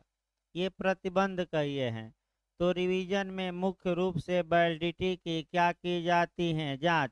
रिवीजन में ऊपर का न्यायालय निचले न्यायालय से पूरा दस्तावेज कागज पत्र मंगाता है और उसकी वैधता की जांच करता है कि निचले न्यायालय की कार्यवाही वैध है कि अवैध है। रिवीजन सुमोटो से भी किया जा सकता है, यानी कि ऊपर का न्यायालय खुद ही क्या करे, आपका कागज पत्र मंगा ले। तो अब आपका पुलिस एक्ट में देखना है कि रिवीजन कौन कर सकता है, और रिवीजन स्वप्रेरणा से किया जाता है और कागज पत्र निचले अधिकारी से मंगाया जाता है, और उस अधिकारी के आदेश की वैधता का क्या किया जाता है, परीक्षण। तो आपका देखिए पुनरीक्षण 511 देखिए आपका पारा 508 के अधीन अपील किए जाने वाले प्रकरणों में स्वप्रेरणा से पुनरीक्षण की शक्ति। तो अभी हमने बताया कि जिन मामलों में अपील हो सकती है उन मामलों में सुमोटो से रिवीजन भी हो सकता है, यानी कि जो अधिकारी अपील सुन सकते हैं अपने मन से, अपील भले न की गई हो, निचले अधिकारियों से खुद ही कागज पत्र अपने यहाँ क्या करेंगे, मंगा लेंगे। इसी को हम कहते हैं सुमोटो से। तो रिवीजन आपका कैसे होता है सामान्यतः, सुमोटो स्वप्रेरणा, यानी कि स्वयं वरिष्ठ अधिकारी क्या करते हैं, कागज पत्र अपने यहाँ मंगा लेते हैं। सीपीसी में यही नियम है सुमोटो, सीआरपीसी में भी यही नियम है सुमोटो, और पुलिस एक्ट में भी यही नियम है सुमोटो। बस अंतर ये है कि सीपीसी और सीआरपीसी में जिन मामलों में अपील हो सकती है उनका रिवीजन नहीं होगा, आप कहाँ जाइए, अपील में। लेकिन यहाँ आपका उल्टा नियम ये है कि जिन मामलों में अपील हो सकती हैं, अगर उच्च प्राधिकारी या सरकार चाहें तो उन मामलों में भले अपील न हुई हो, स्वयं कागज पत्र मंगा के और आदेश की वैधता की क्या कर ले, जांच। उल्टा नियम थोड़ा है। अब ये है कि आपका कौन कौन व्यक्ति आपका मने कह सकते हैं कि पुनरीक्षण कर सकता है। तो आपका सरकार भी कर सकती है, राज्य सरकार। इसके बाद पुलिस महानिरीक्षक भी कर सकते हैं। और आपका कितने दिनों के अंदर आपका रिवीजन किया जा सकता है ये पूछा जा सकता है, तो 6 माह के अंदर। यानी कि नकारात्मक भाषा में लिखा है कि 6 माह के बाद कोई रिवीजन नहीं होगा, तो आदेश पारित करने के कितने दिनों के अंदर ये पूछ सकता है, 6 माह। बस एक लाइन याद रखना है कि कितने माह के अंदर आपका रिवीजन हो सकता है, 6 माह, वहीं अंडरलाइन करिए। इसके बाद आइए पैरा 512, अपील के लिए विहित प्रक्रिया रिवीजन में लागू होगी। तो जो अपील के लिए प्रक्रिया है वही सामान्यतः किसमें लागू होगी, रिवीजन में। आपका 513 प्रदत्त दंड में वृद्धि करने हेतु अधिकृत प्राधिकारी। तो कौन सा प्राधिकारी है जो दंड को बढ़ा सकता है, ये भी आपका कम पूछा जाता है। इसके बाद ये आइए याचिकाएं। याचिकाएं आपका 514 में है। आपका जिस पुलिस अधिकारी को अपील और पुनरीक्षण के लिए आवेदन पत्रों से संबंधित आपका शिकायत की जा सकती है, आपका उसके लिए याचिका भी प्रस्तुत की जा सकती है। बस एक लाइन में याचिका कितने माह के अंदर प्रस्तुत की जानी चाहिए पिटीशन अधिकारियों को, ये पूछ सकता है। 3 मास के अंदर, और लेकिन हर हाल में कितने महीने के अंदर, 6 माह। तो सामान्यतः कितने दिन के अंदर पूछ सकता है, बस समय याद रखना है, 3 मास। और इस अवधि को बढ़ाया जा सकता है, और कितना, आपका 3 मास के बाद हर हाल में कितना, 6 माह। यही आपका 2 याद रखना है। इसके बाद आपका कह सकते हैं कि आ जाइए, अब आदेश की एक कॉपी दी जाएगी, वो भी पैसा नहीं लिया जाएगा, पैसे उसे कि आपका कोई ये पूछना नहीं है। 518 आपका पूछ सकता है कि गोपनीय कागजों को प्रदत्त करने पर मनाही। इसका मतलब ये हुआ कि अगर कोई आदेश पारित किया गया है विभागीय, और कोई कागज या दस्तावेज हैं जो गोपनीय हैं, तो ऐसी दशा में उस गोपनीय दस्तावेज को उस पुलिस अधिकारी को देने से इनकार किया जा सकता है जिसके विरुद्ध विभागीय कार्यवाही की गई है। मान लीजिए ये एक पुलिस वाला है और उसके खिलाफ विभागीय कार्यवाही की गई है, और वरिष्ठ अधिकारियों को लगता है कि ये जो कागज हमारे यहाँ आया है उसके खिलाफ ये गोपनीय है, तो उस कागज को देने से वरिष्ठ अधिकारी क्या कर सकते हैं, इनकार। इसको आप जोड़ सकते हैं और एविडेंस में जोड़ सकते हैं, और एविडेंस की धारा 123 और 124। अगर आपका लोक प्राधिकारियों को लगता है कि अगर हम ये कागज प्रस्तुत कर दें तो पब्लिक इंटरेस्ट को, लोक हित को क्या पहुंच सकता है, नुकसान। क्योंकि पापुली लेक्स सुप्रीमो बताया भी गया था, आगे बताया भी जाएगा। आपका किस केस में कहा गया, एस सिंह, सुखदेव सिंह सोढ़ी बनाम पंजाब राज्य के वाद में कहा गया कि पापुली लेक्स सुप्रीमो लोकहित सर्वोच्च विधि है। अर्थ भी पूछा गया उत्तराखंड में कि पापुली लेक्स सुप्रीमो का मतलब क्या हुआ, तो लोकहित कैसी विधि होती है, सर्वोच्च। और लोकहित के आधार पर कोई दस्तावेज पेश करने से क्या किया जा सकता है, कोर्ट में इनकार। तो कौन सी धाराएं दो पढ़ेंगे एविडेंस की, 123 124। लेकिन न्यायालय चाहे तो मंगा सकता है दस्तावेज, आक्षेप पर सुनवाई कर सकता है, और उसे लगता है कि आक्षेप सही नहीं है, ये गलत आधार उठाया गया है, तो कह सकता है कि आप डॉक्यूमेंट पेश करिए।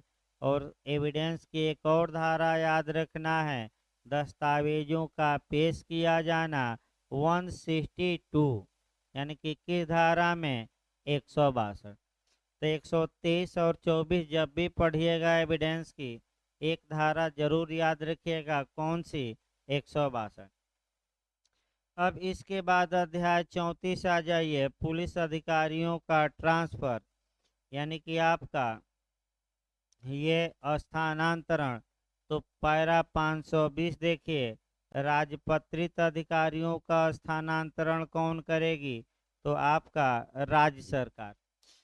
तो फिर एक बार बताइए, राजपत्रित अधिकारी कौन माने जाते हैं, जो डीवाईएसपी या इसके ऊपर के पुलिस अधिकारी हैं।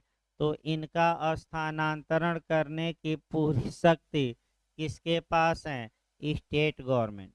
और अराजपत्रित अधिकारियों का स्थानांतरण कौन कर सकता है, अब ये देखना है। देखिए, शासनादेश द्वारा पुलिस महान, पहला देखिए भाई, एक एक करके चला जाए। राजपत्रित अधिकारियों का स्थानांतरण राज्य सरकार द्वारा किए जाते हैं, बता ही दिया गया। डीवाईएसपी से क्या जो हो, या डीवाईएसपी या उसके ऊपर। दूसरा खंड है, शासनादेश द्वारा पुलिस महानिरीक्षक को राज्य के भीतर बिना भत्ते वाले पदों पर सभी उप पुलिस अधीक्षकों का स्थानांतरण करने के लिए प्राधिकृत किया गया है। यानी कि जो डीवाईएसपी भत्ता नहीं पाते उनको आपका आईजी साहब भी ट्रांसफ़र कर सकते हैं। तीसरा, पुलिस महानिरीक्षक राज्य के भीतर किसी भी अराजपत्रित अधिकारी का ट्रांसफ़र कर सकता है। यानी कि जो आईजी साहब हैं वह दरोगा को, यानी कि inspector, sub inspector, head constable और कांस्टेबल, जो ये चार अराजपत्रित अधिकारी हैं, इनका ट्रांसफ़र करने की शक्ति रखते हैं कि नहीं? रखते हैं। कौन कर सकते हैं? आईजी, पुलिस महानिरीक्षक। रेंज का पुलिस उप महानिरीक्षक किसी भी अराजपत्रित अधिकारी का स्थानांतरण अपने परिक्षेत्र में कर सकता है। यानी कि अगर डीआईजी साहब भी इंस्पेक्टर या उसके नीचे के पुलिस अधिकारियों का ट्रांसफ़र करने में सक्षम हैं, लेकिन कहाँ कर सकते हैं? केवल अपने रेंज में। फिर एक बार याद रखें, अगर मान लीजिए कोई डीआईजी है, 3 जिलों का डीआईजी है, तो किसी थानेदार या कांस्टेबल का ट्रांसफ़र वह कहाँ कर सकता है? तो उन 3 जिलों से बाहर नहीं, केवल एक ज़िले से उठाकर कहाँ दे सकता है? दूसरे में। या एक ही ज़िले के एक थाने से कहाँ कर सकता है? दूसरे थाने। लेकिन उस एरिया से बाहर ट्रांसफ़र करने का अधिकार डीआईजी को नहीं है। तो डीआईजी केवल कहाँ कर सकते हैं? अपने परिक्षेत्र में। ऐसे स्थानांतरण न किया जाना चाहिए जिसके फलस्वरूप अधिकारियों को अपने घरों से दूर रहना पड़े। लेकिन अगर घर के आसपास रह के और वह कुछ संबंध बना लेता है अवांछनीय तत्वों से, तब तो दूर भेजा ही जा सकता है। यानी कि प्रयास ये करना चाहिए कि जहां उसका निवास है उनसे सटे जिलों में या आसपास ही उसका ट्रांसफ़र किया जाए, बहुत दूर न किया जाए। ये किया जाना चाहिए। तो ज़्यादातर लोगों को भेज देते हैं बहुत दूर दूर, और कुछ लोग नज़दीक भी जुगाड़ लगा के रहते हैं, इसमें कोई शक नहीं है। आपका अब जो महत्वपूर्ण है आपका वो है कि निरीक्षकों, उप निरीक्षकों तथा सहायक उप निरीक्षकों को किसी एक जिले में 6 तथा किसी एक थाने में 3 वर्ष से अधिक नहीं रहने देना चाहिए। आपका, यानी कि इसका मतलब ये हुआ कि आपका कह सकते हैं कि जो इंस्पेक्टर हैं, ये क्वेश्चन आ सकता है, थोड़ा अंडरलाइन करिए या लिख लीजिए। इंस्पेक्टर या सब इंस्पेक्टर या असिस्टेंट सब इंस्पेक्टर, यानी कि आपका निरीक्षक, उप निरीक्षक और सहायक उप निरीक्षक एक जिले में अधिकतम कितने साल तक रह सकता है? तो 6 साल। उसको लिख लीजिए। एक जिले में अधिकतम दरोगा जी कितने साल तक रह सकते हैं? पूछ ले तो कितने साल? 6 साल। लेकिन एक थाने में अधिकतम कितने दिनों तक सामान्यतः रह सकते हैं? 3 वर्ष। उसको लिखिए तो अच्छे से। एक जिले में अधिकतम 6 साल, ये अंडरलाइन कर लीजिएगा या लिखिए। और एक थाने में अधिकतम कितना रखना चाहिए उन्हें? 3 साल। भाई फिर एक बार हम बता रहे हैं, क्वेश्चन आ सकता है। एक जिले में आ जाए तो अधिकतम इंस्पेक्टर या सब इंस्पेक्टर को कितने दिन तक रखा जा सकता है? 6 साल। और एक थाने पर कितने दिन थानेदारी कर सकते हैं? 3 साल। भाई थाने पर। अब पुलिस वालों के लिए क्या है? तो जो हेड कांस्टेबल हैं वह आपका किसी खास जिले में 10 वर्ष और किसी खास थाने में 5 वर्ष तक रह सकते हैं। तो ये भी अब पुलिस वालों पर आ जाए, हेड कांस्टेबल पर आ जाइए। हेड कांस्टेबल या मुख्य आरक्षी किसी जिले में अधिकतम कितने दिनों तक तैनात रह सकता है? सामान्यतः 10 साल, उसको लिख लीजिए। और किसी जिले के एक थाने में कितने साल तक? 5 साल। तो फिर आपका इंस्पेक्टर और हेड कांस्टेबल को कोरिलेट करिए। भाई अगर इंस्पेक्टर हैं तो एक जिले में 6 साल और आपका अधिकतम रह सकता है, हेड कांस्टेबल है तो एक जिले में 10 साल। अगर इंस्पेक्टर हैं तो एक थाने में अधिकतम कितने दिनों तक थानेदार रह सकता है? 3 साल। और हेड कांस्टेबल है तो एक थाने में अधिकतम कितना साल? 5 साल। ये पूछा जा सकता है क्वेश्चन, अंडरलाइन कर लीजिएगा इसको।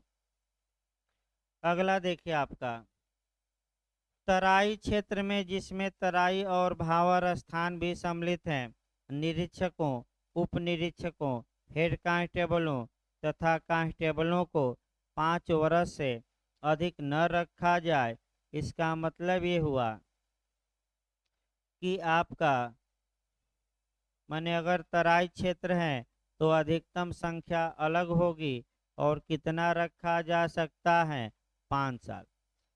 और अगर अगर उसी जिले में या उसी थाने पर पुनः उनकी नियुक्ति करनी है तो सामान्य नियम ये है कि अब कम से कम कितने दिन बाद ही आपका माने नियुक्ति उस थाने या उस जिले में की जानी चाहिए। तो वह भी समय है 5 साल। यानी कि कितना समय है? पुनः उसी थाने या उसी जिले में स्थानांतरण करना हो तो कम से कम कितने दिनों का गैप होना चाहिए? 5 साल। तो यहाँ से आपका क्वेश्चन बन सकता है। अगला देखिए, पैरा 521, स्थानांतरण के संबंध में महानिरीक्षक यानी कि आईजी साहब, इंस्पेक्टर जनरल ऑफ पुलिस के आपका अधिकार क्या है? तो महानिरीक्षक शासन की मंजूरी के बिना आपका निम्नलिखित को स्थानांतरित कर सकेगा। तो प्रांत के अंदर विदेशी सेवा में जो किसी भारतीय रियासत से, ये भी नहीं पढ़ना, विदेशी सेवा अब खत्म। इसके बाद आइए आपका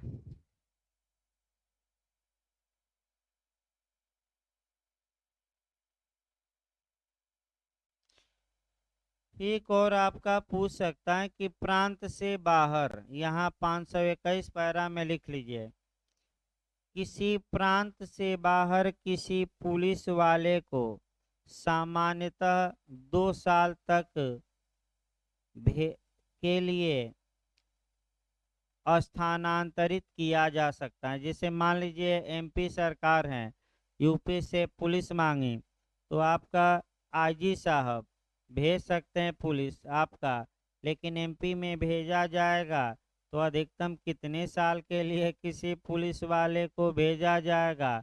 वह समय पूछ सकता है दूसरे प्रांत को 2 वर्ष।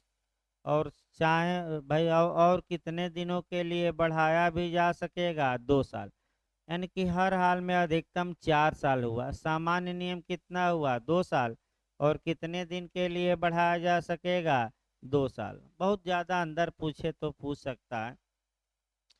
इसके बाद पारस्परिक अदला बदली नहीं देखना है। 523 फिर आपका आ गया, स्थानांतरित अधिकारियों को कितने दिनों के अंदर आपका कर्तव्य से भार मुक्त कर देना चाहिए? तो आपका 10 दिनों के अंदर। यहाँ भी उल्लंघन ही होता है ज़्यादा। जैसे कि मान लीजिए कि आपका डीआईजी साहब ने आपका प्रयागराज के एक थाने से दूसरे थाने पर किसी थानेदार का ट्रांसफ़र किया तो एसपी साहब उसको कार्य मुक्त करते हैं। यानी कि इस थाने से जाओ और दूसरे थाने पर क्या करो? ज्वाइन। तो भाई कितने दिनों के अंदर एसपी को आपका मुक्त कर देना चाहिए कार्य से दरोगा जी का कि तुम्हारा ट्रांसफ़र हो गया है और जाओ दूसरी जगह क्या लो? 4। तो समय याद रखिए कितने दिन के अंदर? 10 दिन। 10 डेज के अंदर। अब इसी में जुगाड़ लगाया जाता है, देखिए कैसे। एक तो 10 दिन तक भाई मिल ही गया समय, तो 10 दिन तक पूरा ऊपर से लेकर अब मंत्री तक क्या कराइए, दरोगा जी दौड़ आएंगे क्या, रुकवाने के लिए ट्रांसफर। पहला नियम। अगर 10 दिन में नहीं रुकता है तो फिर आपका मेडिकल लगा देंगे कि हम क्या पड़ गए हैं बीमार, और महीनों मेडिकल पर रहेंगे। पता लगा कि पर्ची कटवा लिए कि शरीर बहुत पिरो रहा है, गर्मी में बहुत दर्द है, तमाम रोग बता देंगे, डॉक्टरों को खुद दे देंगे। मैंने लेते थे, अब किसको दे देंगे, डॉक्टर को कुछ बनवा लिए कि डॉक्टर ने बोला है बेड रेस्ट लेने के लिए, और पूरा आपका दौड़ते रहेंगे मंत्री से लेकर संतरी तक, और प्रयास यही करेंगे कि ले देकर ये माला माल वाला थाना है, यहाँ से हम क्यों हटे।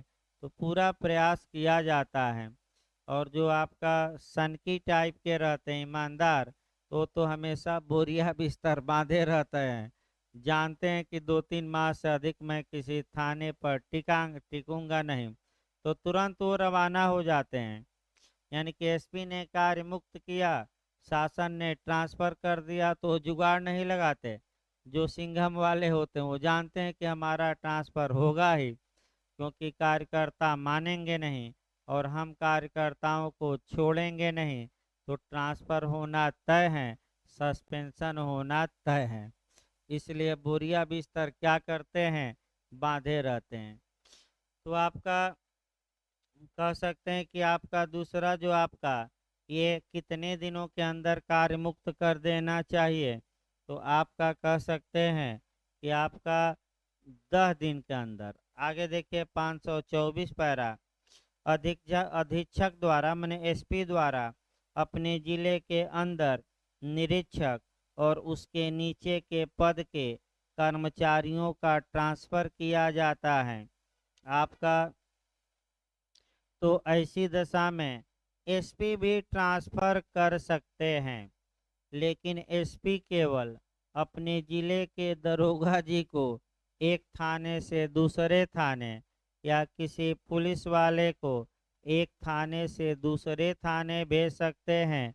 जिला से बाहर ट्रांसफर करने का अधिकार एसपी साहब को नहीं है। एसपी साहब जब भी ट्रांसफर करें तो किसकी अनुमति प्राप्त करके करें, डीएम की, यानी कि जिला मजिस्ट्रेट की। हो सकता है एक लाइन पूछ ले कि पुलिस अधीक्षक किसकी अनुमति प्राप्त करके ही आपका किसी पुलिस अधिकारी का अपने जिले के एक थाने से दूसरे थाने में ट्रांसफर कर सकता है, तो किसकी मंजूरी लेकर, आपका डीएम की। पूछ सकता है भाई ये। इसके बाद 526 पैरा नंबर 526 पढ़ना है। ग्राम चौकीदारों का स्थानांतरण। तो सामान्यतः ग्राम चौकीदार चूँकि गांव की देखभाल करते हैं, चौकी पहरा देते हैं, तो क्या इन्हें स्थानांतरित करना चाहिए कि नहीं, सामान्यतः नहीं। लेकिन अगर करना भी है तो बहुत कड़ा नियम है कि जब तक ग्राम चौकीदार सहमत न हो जाए, एग्री न हो जाए, तब तक इसका ट्रांसफ़र किया जाएगा कि नहीं, नहीं किया जाएगा। तो ग्राम चौकीदारों का स्थानांतरण अब दे देगा, उनकी सहमत से किया जाता है, सहमत के बिना किया जाता है, दोनों, इनमें से कोई नहीं। ये हो सकता है क्वेश्चन बन जाए तो सहमत से कि सहमत के बिना। और कौन करेगा, डीएम, क्योंकि ग्राम चौकीदारों पर कौन कंट्रोल रखता है, डीएम। भाई याद रखिए, इसी को जोड़ लीजिएगा सीपीसी में, जे जो पढ़ते हैं, जे के लिए जो तैयारी कर रहे हैं। आदेश 40 का नियम 5 कि कलेक्टर की सम्मत से प्रापक या रिसीवर नियुक्त किया जा सकता है। आपका सीपीसी के आर्डर 40 का रूल कौन सा है, 5। यहाँ भी पूछ सकता है सहमत से कि सहमत के बिना, सहमत से। फिर एक बार याद रखिए, बहुत पूछा जाता है कौन सा आपका आदेश है, 40 का नियम कौन सा है, 5। अब आइए ट्रेनिंग दिलवाया जाए। अब पुलिस अधिकारियों को लास्ट में ट्रेनिंग दिलवा दिया जाए। अभी अध्याय 35 चल रहा है, इसके बाद अभी 2 अध्याय और छोटे छोटे बचेंगे। आपका भाग 4 प्रशिक्षण के बारे में है। अध्याय 35 राजपत्रित अधिकारियों, निरीक्षकों और रिजर्व उप निरीक्षकों का आपका प्रशिक्षण। तो 527 नहीं पढ़ना, एक लाइन है कि सभी पुलिस अधिकारियों को व्यायाम सीखना आवश्यक है। तभी तो उठक बैठक करेंगे और हाथ पैर क्या करेंगे, आगे पीछे सही ढंग से करेंगे ये व्यायाम। अगला ये आपका 528 पैरा अंडरलाइन करिए। प्रोबेशन सहायक पुलिस अधीक्षकों का प्रशिक्षण। यहाँ आपका समय पूछ सकता है और समय ये पूछ सकता है कि जो परिवीक्षा पर हैं और सहायक पुलिस अधीक्षक हैं, तो बताया गया था कि जो सहायक पुलिस अधीक्षक होते हैं सामान्यतः संघ लोक सेवा आयोग द्वारा परीक्षा होती है इंडियन पुलिस सर्विस की, उसके द्वारा वह मने भर्ती किए जाते हैं, राज्यों में भेजे जाते हैं जिन्हें आईपीएस कहते हैं, इंडियन पुलिस सर्विस के तहत। तो इनका ट्रेनिंग काल कितना दिनों तक होगा ये पूछ सकता है, 16 माह। तो आईपीएस या सहायक पुलिस अधीक्षकों का ट्रेनिंग काल कितना दिन होना चाहिए, कितना दिन है, तो अधिकतम 16 महीना लिख लीजिए बस। हो सकता है आपका पूछ ले, आपका 16 महीना। इसके बाद आ जाइए आपका पैरा 529 आ जाइए भाई। प्रमोशन द्वारा नियुक्त किए गए उप अधीक्षकों को कितने साल तक परिवीक्षा पर रखा जाएगा, 1 वर्ष, ये पूछ सकता है। यानी कि इसका मतलब ये हुआ कि अगर कोई व्यक्ति इंस्पेक्टर या निरीक्षक के पद पर था, राज्य सरकार ने उसका प्रमोशन किया और डीवाईएसपी बना दिया, तो डीवाईएसपी के रूप में वह कार्य तो करेगा लेकिन अभी परिवीक्षा पर रहेगा। और कितने साल तक रहेगा परिवीक्षा पर, 1 साल। अगर परिवीक्षा के दौरान उसका आचरण और चरित्र पर ध्यान दिया जाता है, अगर इस दौरान उसका कंडक्ट या करेक्टर बुरा पाया जाता है, तो ऐसी दशा में परिवीक्षा काल के बाद उसका आगे बढ़ाया ही नहीं जाएगा कार्यकाल, और पुनः अपने आप किस पद पर आ जाएगा, इंस्पेक्टर। और आचरण अच्छा रहा तो 1 साल बाद परिवीक्षा के बाद वह अस्थायी कर दिया जाएगा डीवाईएसपी के पद पर। इसी प्रकार हम बताए थे हाई कोर्ट में भी कि हाई कोर्ट में जो जजों की नियुक्ति होती है वह परिवीक्षा पर होती है। और कितने साल की परिवीक्षा पर, 2 साल बाद या तो उसे अस्थायी जज बना दिया जाए, या अगर रिन्यूअल नहीं किया गया तो अपने आप जज साहब 2 साल बाद क्या होंगे, तो 2 साल तक आचरण सही रखिए। कोई शिकायत जज के खिलाफ हाई कोर्ट के मिलना चाहिए कि नहीं, नहीं। वैसे एपीओ हुआ, मजिस्ट्रेट हुआ, कोई भी सरकारी नौकरी हो, तो सामान्यतः जो प्रोबेशन काल होता है वह 2 साल होता है, याद रखिए। एपीओ में भी यही है, जे में भी, और हाई कोर्ट के जज की नियुक्ति में भी। यानी कि 2 साल तक आप अस्थाई हैं और उसके बाद आप क्या होते हैं, अस्थाई। तो इस बीच आचरण को क्या रखे, सही कि गलत, सही रखना है। तो कितने साल तक परिवीक्षा पर जो प्रमोशन पाए हैं डीवाईएसपी के पद पर परिवीक्षा या प्रोविजन पर रखे जाएंगे, 1 साल। भाई 529 पैरा। इसके बाद आपका लोक अभियोजक के लिए पद के हटाएं, छोड़ दीजिए, कम पूछा जाता है। इसके बाद है यह अध्याय 36 उप निरीक्षक यानी कि सब इंस्पेक्टर का ट्रेनिंग देखिए। तो सब इंस्पेक्टर की ट्रेनिंग में आपका 534 भी कम, 534 में बस एक लाइन कि सब इंस्पेक्टर की जो ट्रेनिंग करते हैं उनको कितने साल तक निगरानी या परीक्षा या प्रोबेशन पर रखा जाएगा। तो ज़्यादातर मामलों में कितना साल हमने बताया, 2 साल। तो बस एक लाइन याद रखिएगा, सब इंस्पेक्टर के पद पर जो लोग नियुक्त हुए हैं उनको कितने साल प्रोबेशन पर रखा जाएगा। तो वो भी 2 ही साल हैं। कितने साल, 2 साल। आपका स्पष्ट लिखा गया है भाई, 2 साल। हम अपने मन से नहीं बता रहे हैं। ये 534 में बस वही याद रखिए, 2 साल। इसके बाद आपका परीक्षा के दौरान व्यवहारिक प्रशिक्षण हो तो दिया ही जाएगा, कैसे क्या करेंगे क्या नहीं करेंगे। इसके बाद आपका जो पढ़ना है इसमें उप महानिरीक्षक द्वारा परीक्षा अवधि में वृद्धि किया जा सकता है। 537 में तो बस एक लाइन पूछ सकता है कि अधिकतम वृद्धि अब कितनी की जा सकती है। तो 2 साल के बाद कितनी की जा सकती है, 1 साल और। हो सकता है एक लाइन पूछ ले, बहुत अंदर जाए तो 2 साल के बाद कौन वृद्धि कर सकता है, आपका डीआईजी परीक्षा काल में कितने साल के लिए वृद्धि कर सकता है, 1 साल और। यानी कि अब टोटल कितना हो जाएगा, 3 साल। लेकिन कब होगा, जब कौन वृद्धि करे, डीआईजी पुलिस। इसके बाद जेट कैडेट भी नहीं पढ़ना है। अब आ जाइए अंतिम अध्याय। अंतिम अध्याय आपका 37वां अध्याय है, प्रधान आरक्षकों और आरक्षकों का प्रशिक्षण।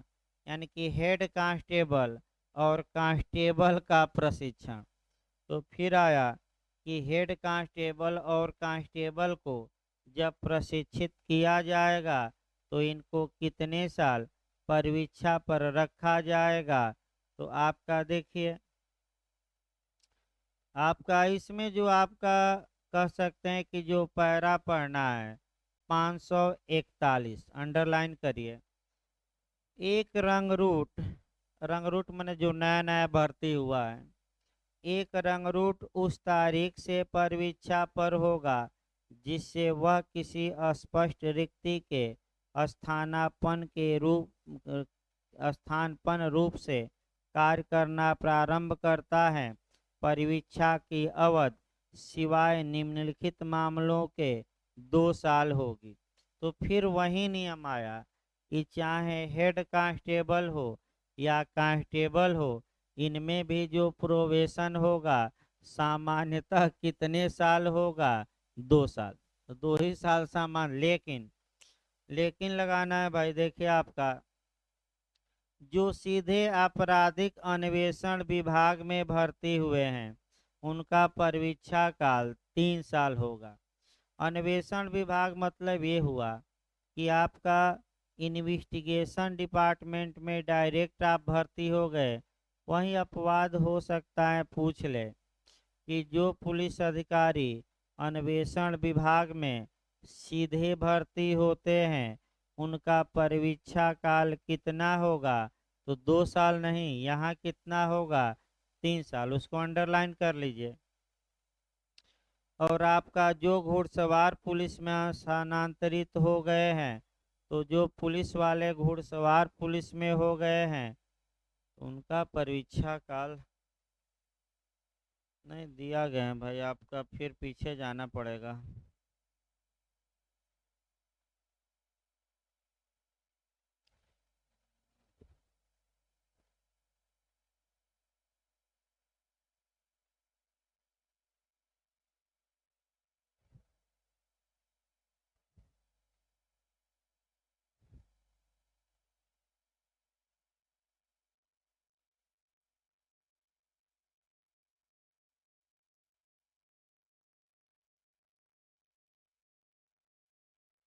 सामान्यतः 2 साल होता है, लेकिन आपका पैदल पुलिस से अगर घुड़सवार पुलिस में स्थानांतरित हुआ है तो 16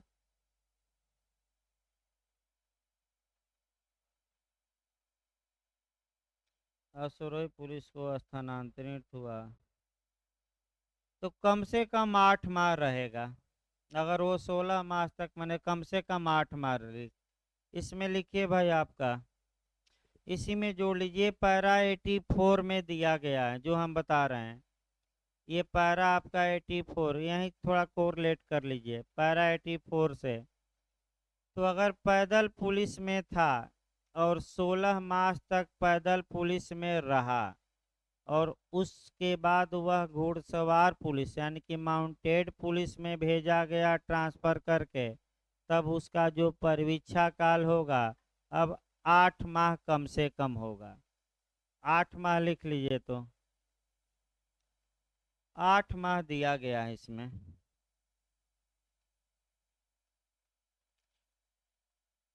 तो सामान्यतः 2 साल, अन्वेषण विभाग में सीधे जाएंगे पुलिस वाले तो 3 साल, और जो पैदल वाले घुड़सवार में जाएंगे और पैदल में भी काम किए हैं कम से कम कितने माह, 16 माह।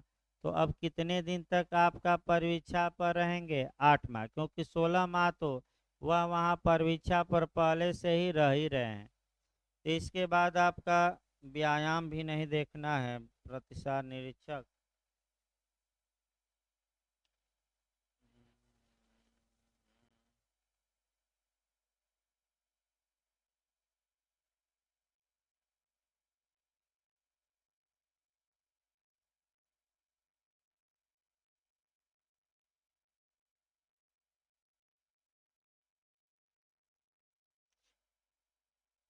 553 एक लाइन देख लीजिए, जिला पुलिस लाइन के स्कूलों में प्रशिक्षण अध्यापक की नियुक्ति की जाएगी।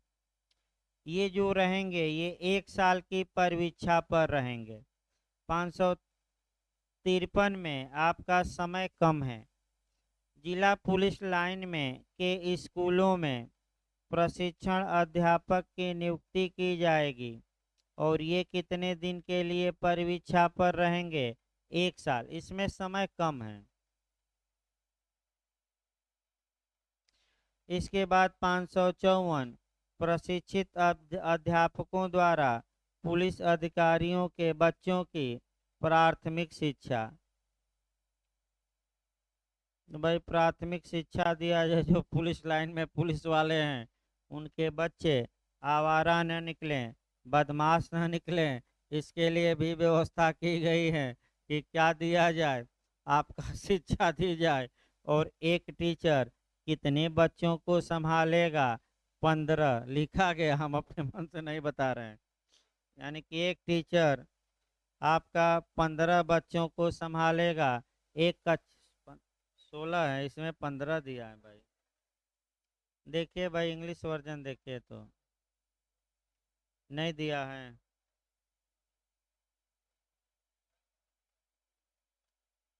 चलिए इसको देख लेंगे, इसमें तो 15 हमारे में लिखा है।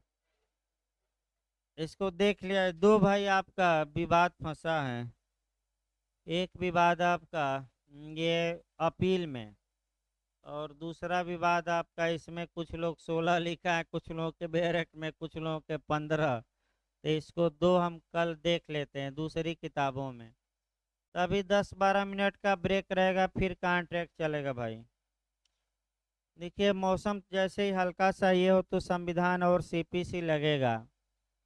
आपका जल्दी है, 1-2 दिन में हो सकता है मौसम थोड़ा बारिश वारिश हो जाए तब लगाया जाए, क्योंकि 11:30 बजे के बाद आपका हवा इतना तेज